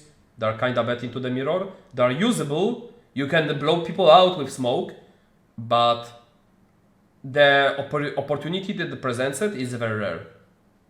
I cut 2 smokes after game 1, which makes the list as good as every other list. So if you want to score, you're Smoke gonna screen is your most important card into E. There is no more important card. Like this card single-handedly beats the Dead Bloom. And it is going to start with Vi. And now we see Sean thumbing through the trash, deciding, hey, how much of this can I expend? Am I going to Vi ride the win now to actually just get some points and start getting towards 6? Yeah, this can't be a spot that he's really happy about. It's something sometimes you're forced to do the early Vi ride the win, but it does mean the ability of the later one is much weaker. Going only up to 5 points with a Vi ride the win in this situation, and not even being able to kill both units because of the Reaver's route. Can I And be able show to you run sliding out the Noxus patterns? circle. However, on the other side, I talked about it at the start of today's VOD. It will be uploaded on the YouTube tomorrow. And if you want a very detailed guide and like every matchup, it's coming on the full guide on the MetaFi in next week. There will be 15 hours of the video. In every matchup, talked all the sideboard plans, turn 1 to turn 5 best and worst cases play patterns you want to look after and what to avoid, how to fish for information, how to hand read, how to bait people, everything into every matchup. You still tend to leave 1 smoke screen mirror in game 2, game 3. Yes, it's one off. It's very good into mirror. But you never want to draw 2 off. It's a very good card to have 1 off, but it's not a good card to have more than 1. Thank you, Taylor Mac. Yes, the guide will be updated for set 2.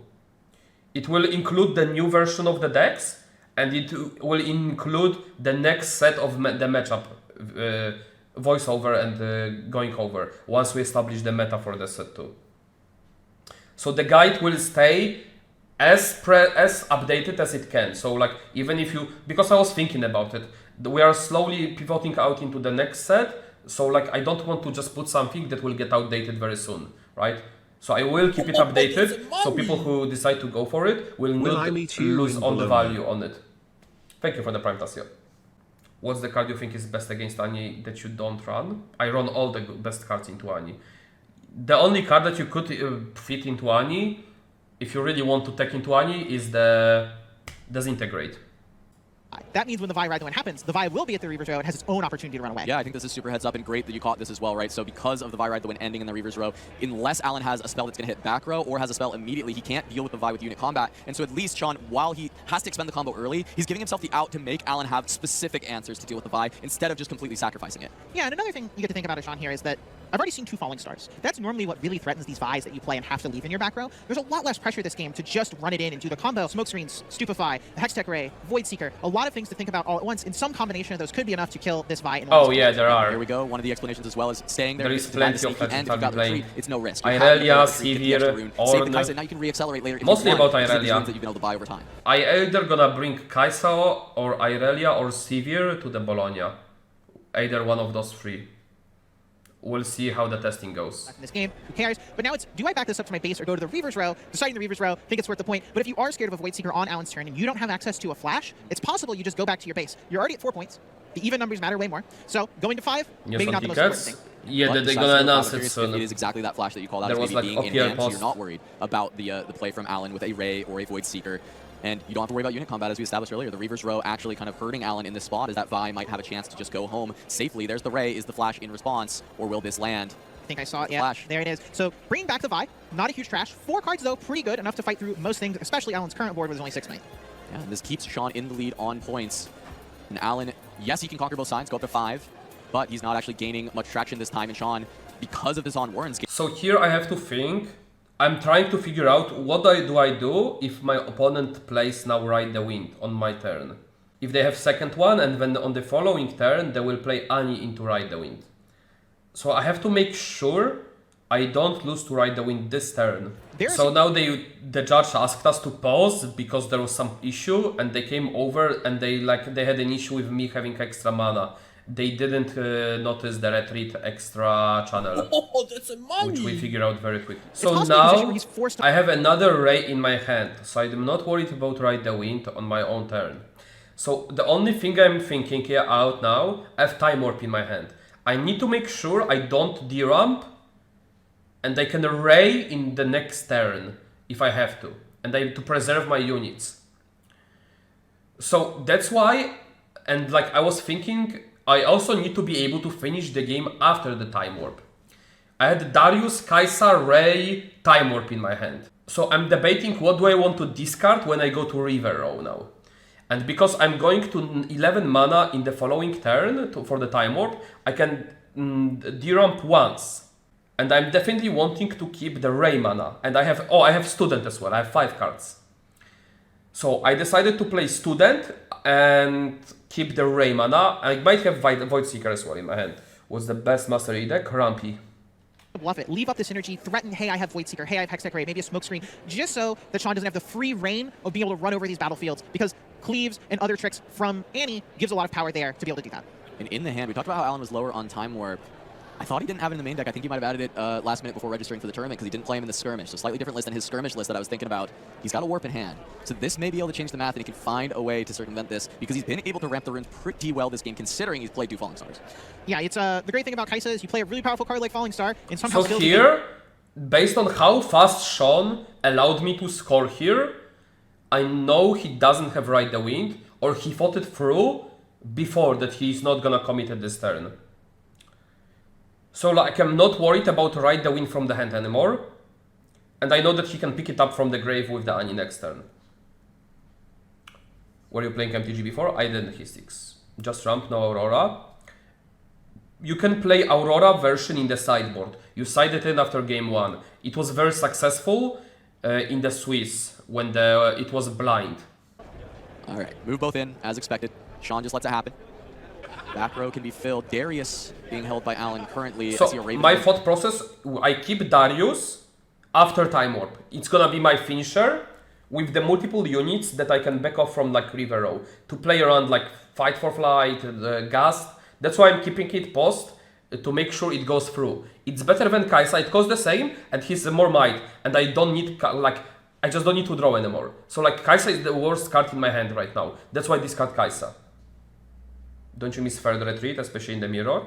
I do, but again, I made my deck intentionally worse into mirror because I think I can outplay my opponents in the mirror. So I don't need better. I made my deck the best I can against everything that's not mirror. As well, considering what he can develop back row.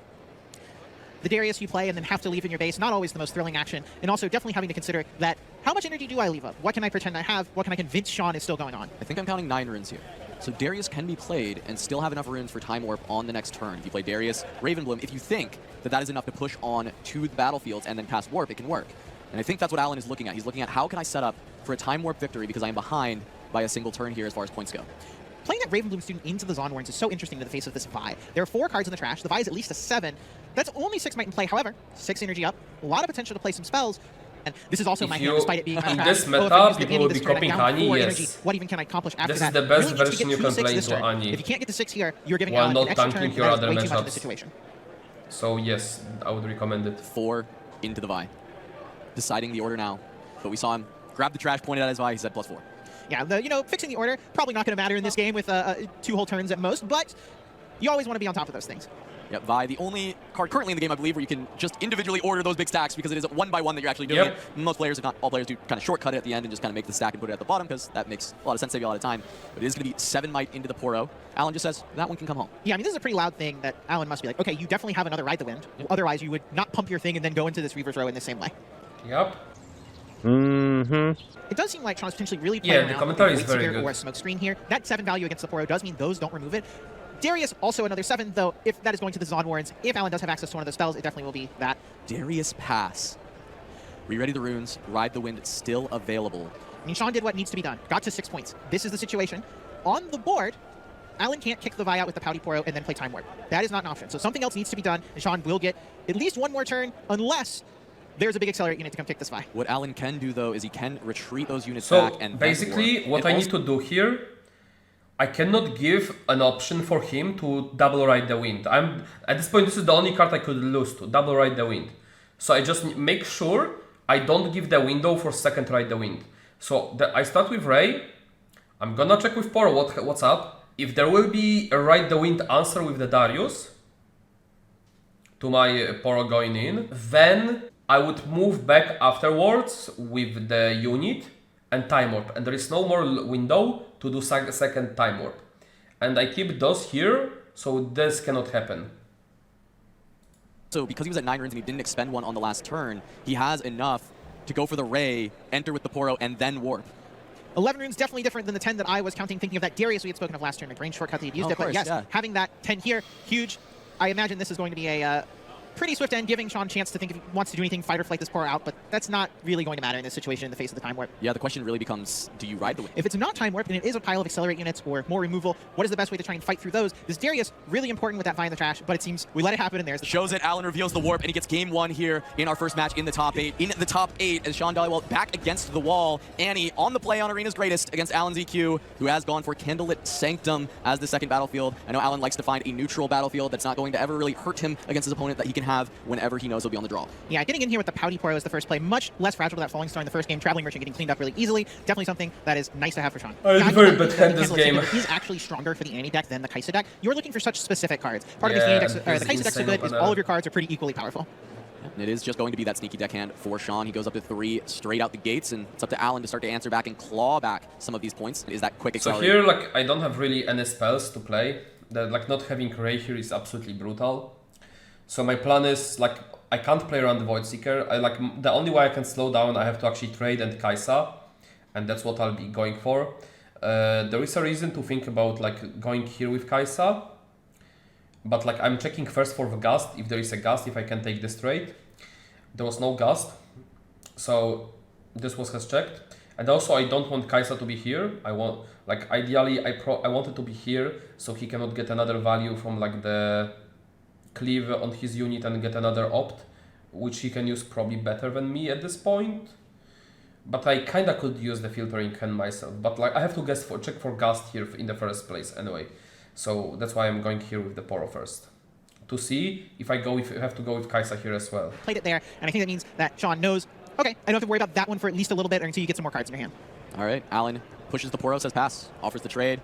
Sean happy to oblige. Go in, but a Void Seeker here could be really good from the other side. Yeah, devastating even if it comes out from Sean. It's not the Void Seeker, just a flash to bring back the deckhand, but can allow it to pivot over to the Sanctum again, score again, get another Sanctum trigger for Sean. Yeah, so I this think is he's rough. relatively happy with how this turn played out, even though Alan will get a score and a draw.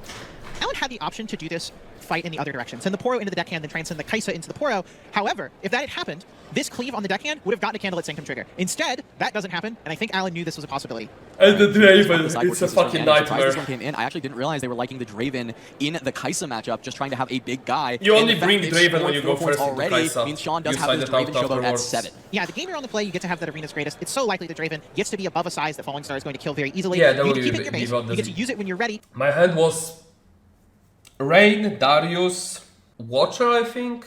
I don't remember what else I had. But I misplayed this game. I should have went, I had a bit better EV play, which also doesn't win, but still, you should take the maximum odds play. And then on their turn, when they move the in, turn where I played the Cleave, I should be playing the Rain instead. I should clear Draven and Deckhand, and I should leave Annie alone and go in with the Darius. That was the only way I could win there. I am at 2, they just didn't show. I didn't miss that trigger this game. Off your ride the win, you can get a nice extra point that they were not expecting. Yeah, and it makes this awkward for Alan. Exactly, as we do move forward. It is just going to be shoving the Draven into the Candlelit Sanctum to go to 6. And I think for Sean, it's now, all right, well, I'm getting more Candlelit Sanctum triggers. I just need to look for that Ride the Wind in the Vi. If he has 0 pieces, then this game still kind of has some legs to it. There's still some interaction that Alan can do, but he has to be able to not only... I mean, if there is an aggro deck in riftbound, that is Ani deck. There is no other deck that can go more aggro than Ani. If you want to call it like a deck aggro deck. Get the points himself, but deny the 2 points from anything else that Annie does. It's not just Vi Ride the Wind that is good at scoring points. There are Dariuses in this deck. You can have the cleave setups. You can still just push something with Fight or Flight and then run onto the point. Something like a cleave or a smoke screen or whatever to attack through the Draven. But the Annie deck's so good at just sneaking its unit out. You have to spend a spell, you have to go in, but then, okay, I have a flash, I'll run away and then run back in and kill your Darius or Fight or Flight my thing out. There you go, pick up that flash, protect that Draven. So even if Darius plus something is on the table, this Draven is not getting removed here, outside of something like a Cathian. So, and the beauty of this, you call out how good the flash is with the Draven. The beauty of Annie's stubborn grabbing flash is he says, hey, Alan, look at this flash. Now, if you would like to send your Darius in, you do have to because I know Draven, here about the flash, I have to be using here the rain. Here playing the other cards, like, it's never winning me. This is, like, I thought about this fairly, but, like, I made the wrong conclusion. It's always rain. I can clear 2 units, I clear this, I walk in with Darius, I opt, and I hoped that, like, somehow there is no way of pushing this Darius back and going on losses, which is very unlikely. But I think it's still slightly better than what I did. Cards in hand, you feel like you have all the options, but there just maybe isn't a way to play them all fast enough. There is the cleave onto Darius, so as we talked about, having to commit early. That's not one of its strong suits normally. It is a much better card on the offensive, but just because there are these extra units in the base and this Draven's going to get sent back to the base, you got to be able to stop some of these. And you don't have a lot of energy to do it otherwise if you're not including this 5 Might Body. Yeah, he sends the Darius in. It looks like Alan not even bothering to show the ready Darius because it's just going to stay in that Candlelit Sanctum and attempt to hold. He knows the flash is coming, though. Sean just going to respond there. Stupefy gets to resolve. Alan, draw a card. And Sanctum trigger to see if he can find anything else. You know, they're shortcutting a lot of stuff. Everyone knows what's going to happen, and sometimes it's just what happens when you know who you're playing against. Now Alan considering, can he move the Darius anywhere? I mean, not much here like to do. It's like just, there's no way like that there was back. very little. I just don't feel like you're going to be able to stop Sean from double conquering without attempting a full hold. There was a world where if Alan has a Hextech Rate and a Void Seeker, you can move the Darius back, let Sean conquer with the Draven, and then remove the other 2 units and not allow. But that doesn't work against Ride the Wind or another sneaky deckhand, or even something like a Gust on the sneaky deckhand to return it to hand and replay it. A lot of things that would make that just a play that doesn't really work out. But, you know, Alan's in a rough spot. It is one of those situations where you see your opponent has 3 cards in hand, and you kind of have to create for yourself a, okay, if it's what 3 cards could it be that I could maybe beat, I have to pretend it's those 3, that's how I'm going to play this game. Yeah, well, now it can be anything, because it's a stacked deck, and so Annie is going to be taking the pick of the top 3 cards of the deck to see which one is best. Sean picking very swiftly. Have to imagine it is a piece that he has been looking for in this game. Got to send in the sneaky deckhand, see what spells, see if there will be a flinch. This is another way you can send in a sneaky deckhand, is play it from hand. Yeah, it's kind of like your first one in play. It's like you play it accelerated to your base instead of to the battle. We do have the final game is their last battle. You're not as happy with usually as Kai'Sa in this. This is a big game. Do you think there is a way to change the deck to be more aggro than Ani after side? No, because your legend doesn't work the way the Ani does. I think this is a very good example, like game 1 and this game, that even if you miss 2 drop, you don't need them to win the games. Like, this game was essentially won if I didn't miss the trigger. You don't need 2 drop against Ani, even Arena to win the game. You can play, because of how the deck works, and beat them anyway. Wait, Alan, don't forget your 3 points. It can be salvaged a little bit if you do have the raid to answer the deckhand, so at least you're not... And we'll see what gets found, but to kick things off, it looks like a smoke screen drawn. I saw Alan peel his top card with the face of someone who knows they need something good, and it was just a smoke screen. It immediately washed over his face of, I am in a little bit of trouble. Started by saying that Arena's greatest, you know, maybe potentially a little stronger for Annie than for Kai'Sa. It definitely risks doing that if you fail to play something on your first turn as a Kai'Sa player. We do have stack deck. Just going to draw. Maybe Sean also missing a turn 1 play. We'll see if that was just kind of digging for something deeper, but that is going to be a merchant. I'm sure if you're Alan here, you're like, oh, I'm so glad it's just a merchant, not a sneaky deckhand, not a Noxus hopeful, not something that's harder to answer. Second smoke screen pulled off the top from Alan, and it is going to be just Kai'Sa played, having to hope that this can do enough early on, but that is going to be seeding a lot of pressure over to Sean's Annie. Likely doesn't need them immediately, but Alan has failed to find any Mind Runes. If we end up getting into a situation where we need to cast both smoke screens, there's maybe a world where we're unable to do that. Not likely, but something Alan does have to be thinking about while he's sitting there. I essentially need to draw cards here. My hand is shit. I have 2 smoke screens. I have a Darius. I need cards. I have triple smoke screen, I think, at this point even. deck advice on that deck building. Some of the bigger threats ready to go. But the Darius is something that at least Alan will have that answer to. With the smoke screen, it can help a lot in this matchup. It is just going to be an accelerated Kai'Sa into the Dreaming Tree. So I'm just thinking He's that got the flash that can help draw a ton of cards. He starts out with a draw from the will Kai'Sa. be absolutely We saw this game disgusting one, here Sean choosing to if he accelerate the has Kai'Sa it. before moving in with the Traveling Merchant, really valuing maximum information of cards in hand before having to decide on a discard to that effect. I know that he wanted to keep all his hand, that's why he went with Kai'Sa, because he didn't want to discard any of the cards in the hand, which gives me a tell that it's most likely at least Fight for Flight or Flash in the hand already. Will have more coming up, but on this turn, if it is a card that he wants to deploy, using the Kai'Sa ability is one way. That is going to be a cleave on the Dreaming Tree, get a draw, try and push over the top. This is a pretty good setup for Alan. If you see a Flash or Fight or Flight here and moving out that Kai'Sa, I believe Alan has a Darius that can be played and just run into the other battlefield to take out this Traveling Merchant, and now we are out of runes on Sean's side. Yeah, Fight or Flight just to save Survivor. See this time and time again. This also has the additional text I when saving think Survivor this this is a time, drawing a misplay. card. Not pushing my Kai'Sa here, he played around Darius this way. I think it's wrong. Also, he played around Void Seeker this way. I think holding, like, this way, I cannot clear this most likely. He could easily just leave, like, push my Kai'Sa back. And this way, I can maybe threaten this, but I cannot threaten this. And he could hold to 4. So, I think this might be a misplay. Being on the Dreaming Tree. Yeah, this is a From game the most players are Sean. going to have a ton of resources. Kai'Sa's on both sides, Dreaming Tree going on, got the Traveling Merchant making sure the card flow is going really well for Daliwa. Sean in the lead. Darius going to come in ready. Called out this could be the easy response if Kai'Sa had been pushed back, but this is also just allowing an easy cleanup of the Merchant and for Alan to push up to 3 as well. What's the other line? I mean, push my Kai'Sa back. I trade here with the Kai'Sa, with Darius, he holds here 2 points, gets another move back Darius, he goes to 4. We do have Alan at 2. It is very possible that the Arena Greatest trigger was missed and Alan didn't get his own point in his bit of sadness of not having a 2-drop. That would be an extra brutal layer to this whole thing. Would be a nightmare. We'll see if we get confirmation on that going forward of Alan. I do see a Gust, which is a 1-cost play, but you can't play it on this board, unfortunately, for the Darius. So close to being able to make a really strong play with Darius here, but just a little bit away. Yeah, and for Sean, he just says, okay, well, I have these sneakies, I have to do something, so I'm just going to trade Kai'Sas so that I can get the sneaky deckhand into the Dreaming Tree, and it will just overall be a development turn. Likely to drop maybe just a 2-drop to follow up, and the Darius will stick the around. fact that he couldn't activate the Stern Darius was big for me, but again, I know that the deck can have that. Like, if the only efficient way was like a stack deck plus Orcleaf, and here is already 1 stack deck. For Alan. Now, it does have the Gust, so if the Darius, moves back to base, 2 spells. He was reading cards. Like, Sean started playing this game like 2 weeks ago. He didn't know all the cards. Tries to go into the Dreaming Tree, can always Gust your own sneaky deckhand back to threaten the other battlefield that is maybe left open. He does the back and draw a card, very valuable in these spots.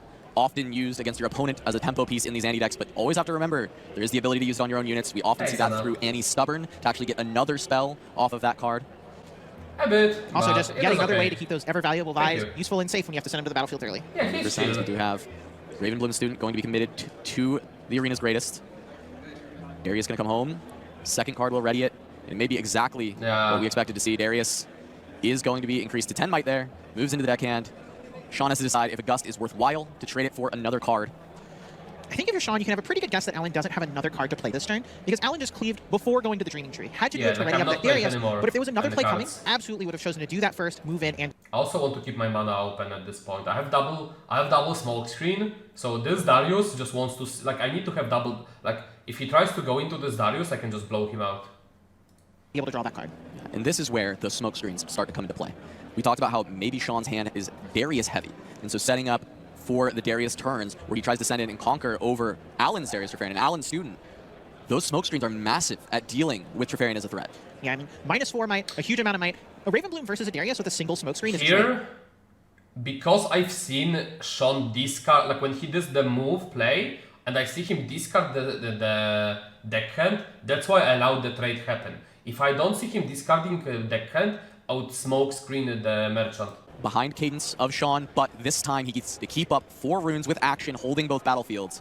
And the smoke screen's drawn back to back early on in this game. This is their time to shine, to try and show why they're in the deck. Darius, on Alan's side, could become a 7. Ravenbloom Student might be a 3, a 4, or even a 5 if Alan's hand is really high on cheat spells. I love this from So I Sean. see You decks send and the merchant discard. first and say, Alan, show me a spell. Because That's why I decided to allow the trade go. But given that I knew there is no cleave, And I need to go to 6. Maybe I should be protecting it. And I have second smoke. This was a tough turn, like this call, like allowing this to resolve. I'm also thinking about gust. Like, if I do use first smoke and he gusts me, like, I just lose the game. So, like, I couldn't do that. This Robbie, student won't get stronger unless you show me the spell now, and it can leave room for that empty battlefield to be reconquered and by there is something like easily a chance he riftbound. has another gust in the hand. The way the game plays out, I am putting him on the second gust in hand. Appreciate it. So, since you know Alan knows, you have the sneaky deckhand. Anything that would keep you from being able to play something that battlefield, really massive. All right, Dodge. Darius gonna get played. You can use dodge emote now. Vi gonna get You are played. entitled if you dodge. Only one rune left, just gonna go Wait, into we don't Rune's have greatest. dodge mode? Not even going to bother with Alan's interaction. Says, you know what? refresh. You've got 4 runes, I'll respect it. I'm just gonna try and score this and call it good. Yeah, I mean, my Darius is a 7. You might have smoke screen, that would be Wait, really bad. You might even someone just have a removed void the screen, dodge but that would give you a emote. trade and allow you to use these runes in your Daughter of the Void in a way. Easy way for Alan to really play around that outside of the second Darius. Starting with 1 cleave. Let's draw my card before I move out of here. Might as Yeah, I just want to enable the Darius, and this is the cheap way, plus also cycle the hand. Like, I'm trying to look for the something to kill the Vi we'll as get it well. right now. Then gets to back out and Oh, then play there that you second go, card, dodge letting that Darius works. go, and now is a 10. Oh, it's really S forcing some dodge. type of fight or flight or flash to protect Thank from you Sean's for side. that. Darius can go home. What is the second card? Icathian Rain. Yup. This will deal with everything This on the clears board. Vi. Yeah, I mean, Annie is a deck that doesn't really have a ton of recourse against a Cathian Rain. You can move your units from battlefields, but you can't even gust a Vi if it's in your base, even though it is a reaction. It only hits battlefields. This is a spot that is exactly how Alan wanted to set all of this up. Scoring, going to 6, threatening the win next turn. Can do the same Darius trick again. And this is where Sean says, you know what, no, I can't let you get there. I have to expend this fight or flight just to buy myself time because Rain has completely wiped out his board. His Vi is gone, he's lost his Darius, but he still has a decent grip of cards, and now he might still be able to push to 6 before Alan can if he's got the sneaky deckhand. The game is about the points. Sometimes you just have to use it to say, I need to Void protect Seeker one. Flash. This is the one that matters. You don't go to 6. I I'm just going to go to 6. realized We both he top decked the last deckhand from the deck. I forgot this was his second deckhand. And when he top decked the last one, I can't. know I had the sneaky deckhand from this gust earlier, and now the pressure is back on Alan. Yeah, and looking at the hand, I thought I saw another sneaky deckhand as well. There might just be the opportunity for Sean to get double sneakies out and keep the flash available to move them back, try and keep some more pressure on the board, or even just play out Annie, go for something like a fight or flight and see if you can win off a hold if Alan misses on the removal. It's going to start with Annie. We'll see what card he grabs. I feel like fight or flight is an easy Putting thing that to consider. Annie into the battlefield definitely makes me think Fight or Flight is a likely choice. Just getting a stack deck, though, possibly as something else here to help protect. You have 2 units there. That's not going to beat the Darius in combat, but that's claiming, okay, I'm going to answer your Darius, so you need 2 removal spells to get these out of here. Holds the stack deck, not going to cast it on that turn, keeping 3 runes up, threaten Void Seeker, threaten more. At the Magic 6, but no Vi in hand, no Darius in hand, none of the big units that Sean would need to actually finish the game. So as much Okay, as let's assume Sean plays this game perfectly. Could I win? So I would be now at 6. He would still have Fight for Flight in the hand because he would not have used it last turn. So I could be at like 7 and Darius would be in base. Then I can move back, Falling Star, present something else, go in, go to 8, then Fight or Flight. Yeah, then I have second Darius in hand. Yeah, I would have won. Fuck my life. the 6 has been won, the game is certainly not over yet. I know he has Flash in hand, probably. When he does this, I know he has Flash in hand. Not being able to find enough draws off. So I know I have, like, I'm counting my mana to have enough to be able to deal with Vi Ride the Wind. So I need to use as little cards as I can to go in with the Darius. So that's why I don't go with Darius with like activating the Darius, because I know I need all the mana in the next turn, on opponent's turn. So that's why like Falling Star is my most efficient play here. And if he does push it, if he does FOF here, I can stupefy my Darius. The Dreaming Tree so far to get there and assemble the combo, We'll but the start flash with in hand, Bunny 2 move units there. there. Yeah, of course. Like he has Ride the Wind and Vi, or he's looking for one piece. Like this means he might have Ride the Wind, but he doesn't have second Vi. That's going to net another card. Could also see something potentially if there's a Ride the Wind in hand, if Darius is forced to go into that Dreaming Tree. You're maybe able to sneak that 7th point by moving over and forcing Alan to have an answer to that battlefield, or you don't hold for the win. Yeah, and the way the game has gone, the smoke screens, complete bricks, not able to actually find any purchase. They can be great into the Darius, but Sean has played around them beautifully, never going into combat with Alan when there are runes up. Yeah, really playing this with full knowledge of the game plan. I want to get the points. I'm not about... No, it's not if you think you know. Otherwise this play makes no sense. Like, you have to realize why does someone make a certain play. It's because it doesn't make sense otherwise. to do it. Like, there is no point bluffing it when it gets giga punished by so many cards if you don't have it. No, that's not how the game works. Beating you in combat and destroying your Darius. I don't care about your Darius. I care about points, and I'm going to play to those and never let your cards be maximum value. We've seen a little bit of a lot of the tricks here. We saw a fight or flight. We did see a flash. Instead, it's like, no, I think I have most of the pieces. I just need to find stack decks to make sure I can close this out. All right, Falling Star. That can deal with both of the threats currently on the board. Flash won't matter, but will give Sean a card. Yeah, missing trigger. I lost the game because I missed my battlefield trigger. Is no longer a useful card for him. Drawing something on the top, much more valuable. Up to 6 for Alan with the Darius into Dreaming Tree stack deck. Just going to be played on the Showdown, being rune efficient. Gotta cash that in while you can. You gain a lot of information. You know your units are dead. You know, I probably have to win this turn. Alan's going to 6 and I can't stop him. And now we talked about how those smoke screens have been dead for much of this game. But going into this final turn, that is representing -8 to whatever tries to go into the Darius, plus the ability to send Darius up to 7 by playing 2 cards on the turn. So it opens up a possibility where, depending on how big the stretch is, which is rather large, that you can actually still deal with a Vi Ride the Wind. The trash looked to me to be about 12 cards. That's only a 15 on the Vi. That's a really close number. If there's a couple more cards there, that would tie a double smoke screen. And we talked so much about how important, how Kai'Sa can't beat a Vi Ride the Wind with a big enough Vi. And Alan might be setting up to beat exactly that. Yeah, I mean, I don't feel bad about saying you can't beat it, but there's just some exact combinations of cards that get there in so many different spots. This Kai'Sa deck's so resilient against even... He flashed to draw, to replace flash, like it draws you the Dreaming Tree. ...decks that are designed to handle it, to beat it. I really want to call out Alan here and the resilience of this game. Started off with a hand that was not that good, did not make a play on turn 1, while going first, while bringing your own Arena's Greatest, and Sean had the sneaky deckhand. But this game is now 6-6, with Alan threatening the win if Sean can't figure out how to answer this Darius or put a win of his own on the table. And that's despite everything. Showing a Vi Ride the Win, and Alan says flinch. do it. Yeah, show me. Alan says do it. Let's go through the motions. Yeah. Alan said play it. Make it happen. We might see Sean have his heart broken here. He definitely thinks he had the game won in that moment, or maybe just wanted to see what could happen. That looks like... Yeah, Alan said show me. Alan said do it. Sean's like, are you sure? Is this game not... Okay, yeah. All right. You know. And it's top 8. Even if you don't have it, Alan, you make him do it. I got 7 runes. Make it happen. 7 runes. I can play so many things. Let's, 3 smoke screens. There's the first one. Alan says, you know what, that's fine. Hey, you can have the first one. There we go, plus first 14. One's free.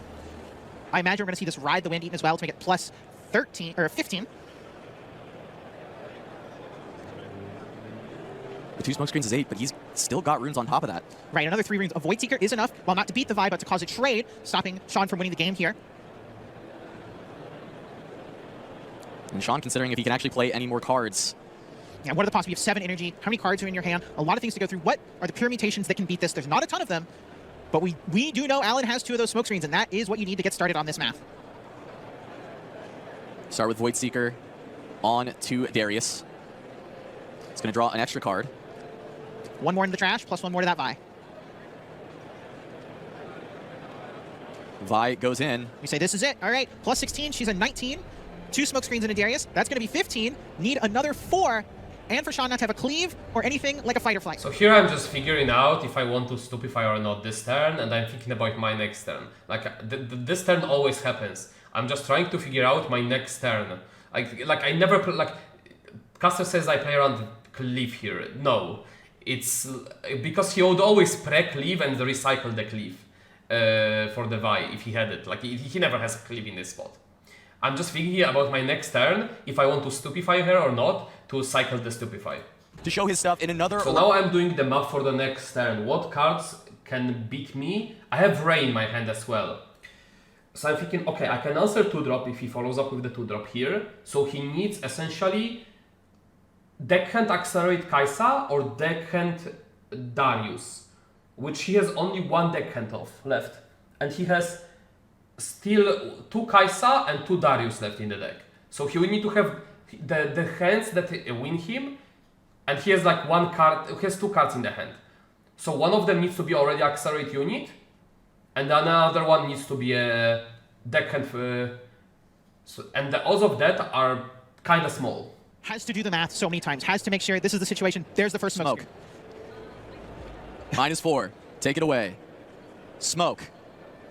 -4. Ready the Darius up to 7. Currently 11 on this Vi. 4 more might difference to make up Smoke, smoke screen. number 3, and that will reduce the Vi to 7s even, and I saw a Stupefy in the hand of Alanzq. The question is there action from Sean Dollywall? 2 runes remaining, it's not over yet. As he allows the trade to come through, or he passes action, focus can come back to Alan. This is absolutely wild. Alan played those smoke screens so close to his chest this whole game. Because you cycle a card that could be good with the Darius. Like my next turn, I have a Darius in hand and Watcher. Like I have 5 runes. My next turn is Ray and Stupefy. So if my opponent accelerates Kai'Sa, that is my only answer to the Kai'Sa if he goes in. And then like I cannot, like I need to have a card to be able to activate the Darius later if he pushes it back with the Fight or Flight. You had game in hand? Brother, he Void Seekered me. Had them from the start, and we said it right at the beginning. Maybe this situation comes up. Found the 3rd smoke screen. That's the only way this breaks down here. And Alan lets the trade go through, even with the Stupefy in hand. I'm not sure the rest of the cards, but just a Poro from Sean. Alan afraid there of a cleave. If he cleaves, if Sean has a cleave, he needs... It's like they just forgot. Like it's never a cleave. Like there is 0 chance there is a cleave hand. He will, like it's all like I mentioned. He will pre-play it and recycle it for the +4 on the Vi. Needs to bluff the Hextech Ray. Can't use the Stupefy to try and blow out. Now he's found the Ray, so if Poro just tries to run in and end the game, he at least has an answer. But is there a unit for Alan to now try and win? There's a Darius. That's one of the best ones. It's hard to have something bigger than so that. I could technically go in with the Darius here, but I'm thinking the hands that beat me is Darius. Like Darius beats the Darius on the battlefield anyway, so there is no really point in stupefying my own Darius. Because then I'll allow to Kai'Sa accelerate and find the Fight for Flight, push my Darius, and I lose. So essentially, I'd rather keep the cards so I can deal with the Kai'Sa accelerate and kill the Poro here instead. And I keep the Stupefy for later, so I can push into anything and beat the bounce back. So now I'm looking at 7 runes. This way, next turn, I could do the what's it called? I could do the Watcher Steal Stupefy or Watcher Ray, but I'll be Raying here, so the Watcher is out of the play anyway. That plus the Ray on this Poro means it's really tough for Sean to win here, even with an accelerated unit. Yeah, I agree. It's better to keep it back. Stupefy plus Ray in Alan's hand to deal with this. We still have some Riftbound to play. Vi Ride the Wind, Eat Your Heart Out does not get it done into the Kai'Sa that has historically been unable to answer that combo. Sean thought the same thing. He flashed the Vi Ride the Wind, said, hey, are you dead? Can we move on? Can I go to top 4? And that is not what happened here. And you can see he can't believe that this game is still being played. And the Ray will answer the Poro straight away. Sean, no answer. Very few cards remaining, and card for card, Annie, a lot less power than on the other side, but it will get deckhand. Deckhand, you needed that Hextech Ray to not lose here. A Darius going in! And Sean Dollywall, even after the Vi Ride the Wind is answered, the call of Darius from the top of the deck. The Giga Punish for the Mistrigger. He's able to take Annie to the top 4. I'm standing by live. I cannot believe the game I just watched featuring Diwali on Annie. Please explain to me how you're feeling right now in this moment. Like I was sitting there thinking like, okay, I'm gonna make my Vi as big as possible, 19. And before I went for it, I was thinking, okay, if he has like double smokescreen and like the Hextech Ray, I'm still okay. If he has triple smokescreen or like double smokescreen, Stupefy and a Pulse something, then I could lose. I'm like, it's possible because of how he's played, but it's like still pretty unlikely. And then he had it, and I thought, okay, I lose the game. You know, I played my little Poro out. I'm like, whatever. You know, I have my Darius. I'm thinking, okay, you know, if I draw like a Ride the Wind, I have my Darius. Maybe I can do something. I top deck sneaky deckhand, and I'm like, as soon as I drew it, I'm like, I think I win because I don't think it's a bolt, like a second bolt. Oh, right, so the Wind was an he bolted, option I as put my well. sneaky deckhand, and as soon as he said yes, I'm like, okay, Darius let it in. And you know, that game I only won because he forgot the Arena's greatest trigger. And I had presented that Arena in the second game, and I told him, do you want to just both start at 1, right? Like so we don't have to remember. He's like, no, let's remember. I'm like, okay. So then in game 3 when he presented it, he forgot his own trigger, and he even mentioned in the game, he's like, the reason I like doing that is because I like punishing myself or my opponent, like, you know, if my opponent misses it is, but he's like, I like to, if I forget, it's on me, you know, and that's what won me the game, and it's just crazy. Like, it's so many things that game are just insane. Yeah. I can't imagine how you're feeling in this exact here. moment. Holy. You are competing. You're in the top 4 now for the first ever English Riftbound regional qualifier, and you're not alone, still sporting Annie. You have more to go through. You're still playing for best of prizing here, Diwali. And the only thing I really have to ask is, obviously you're very well known across card game strategy in general. Is this just another day at work for you, or are you also feeling this tension? I was kind of chill, I'd say like Friday and Saturday, because I showed up with kind of like no expectations.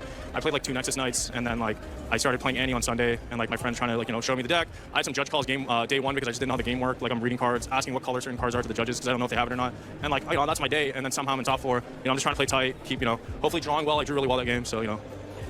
speaking of playing tight, I know you have more to go through in the rest of the tournament. Congratulations on your top Oh, four. I don't forget the triggers. It's just like if I get too chatty, I get distracted, and I like in the game you can see that when I miss to push back my Poro against Keigo, because we started chatting a bit. I started to chat a bit, and I distracted myself. And this game we were chatting before the game, and I distracted myself again. Like I just have to chat less. Like that's my takeaway from this. I don't need like the reminders, but yeah, it is what it is. You learn from those. Yeah, I did get the Metal Kaiser lobby. I have to just lock in whenever it's game, and like I can chat after the game, but I shouldn't be chatting in the game because this leads to the disaster sometimes. So it's kind of dark here. Hold up. Let me lighten up the place a bit. Alright, there you go. Make sure you subscribe so you don't miss out on the next video, and let us know what you think about that one. Kurwa mać!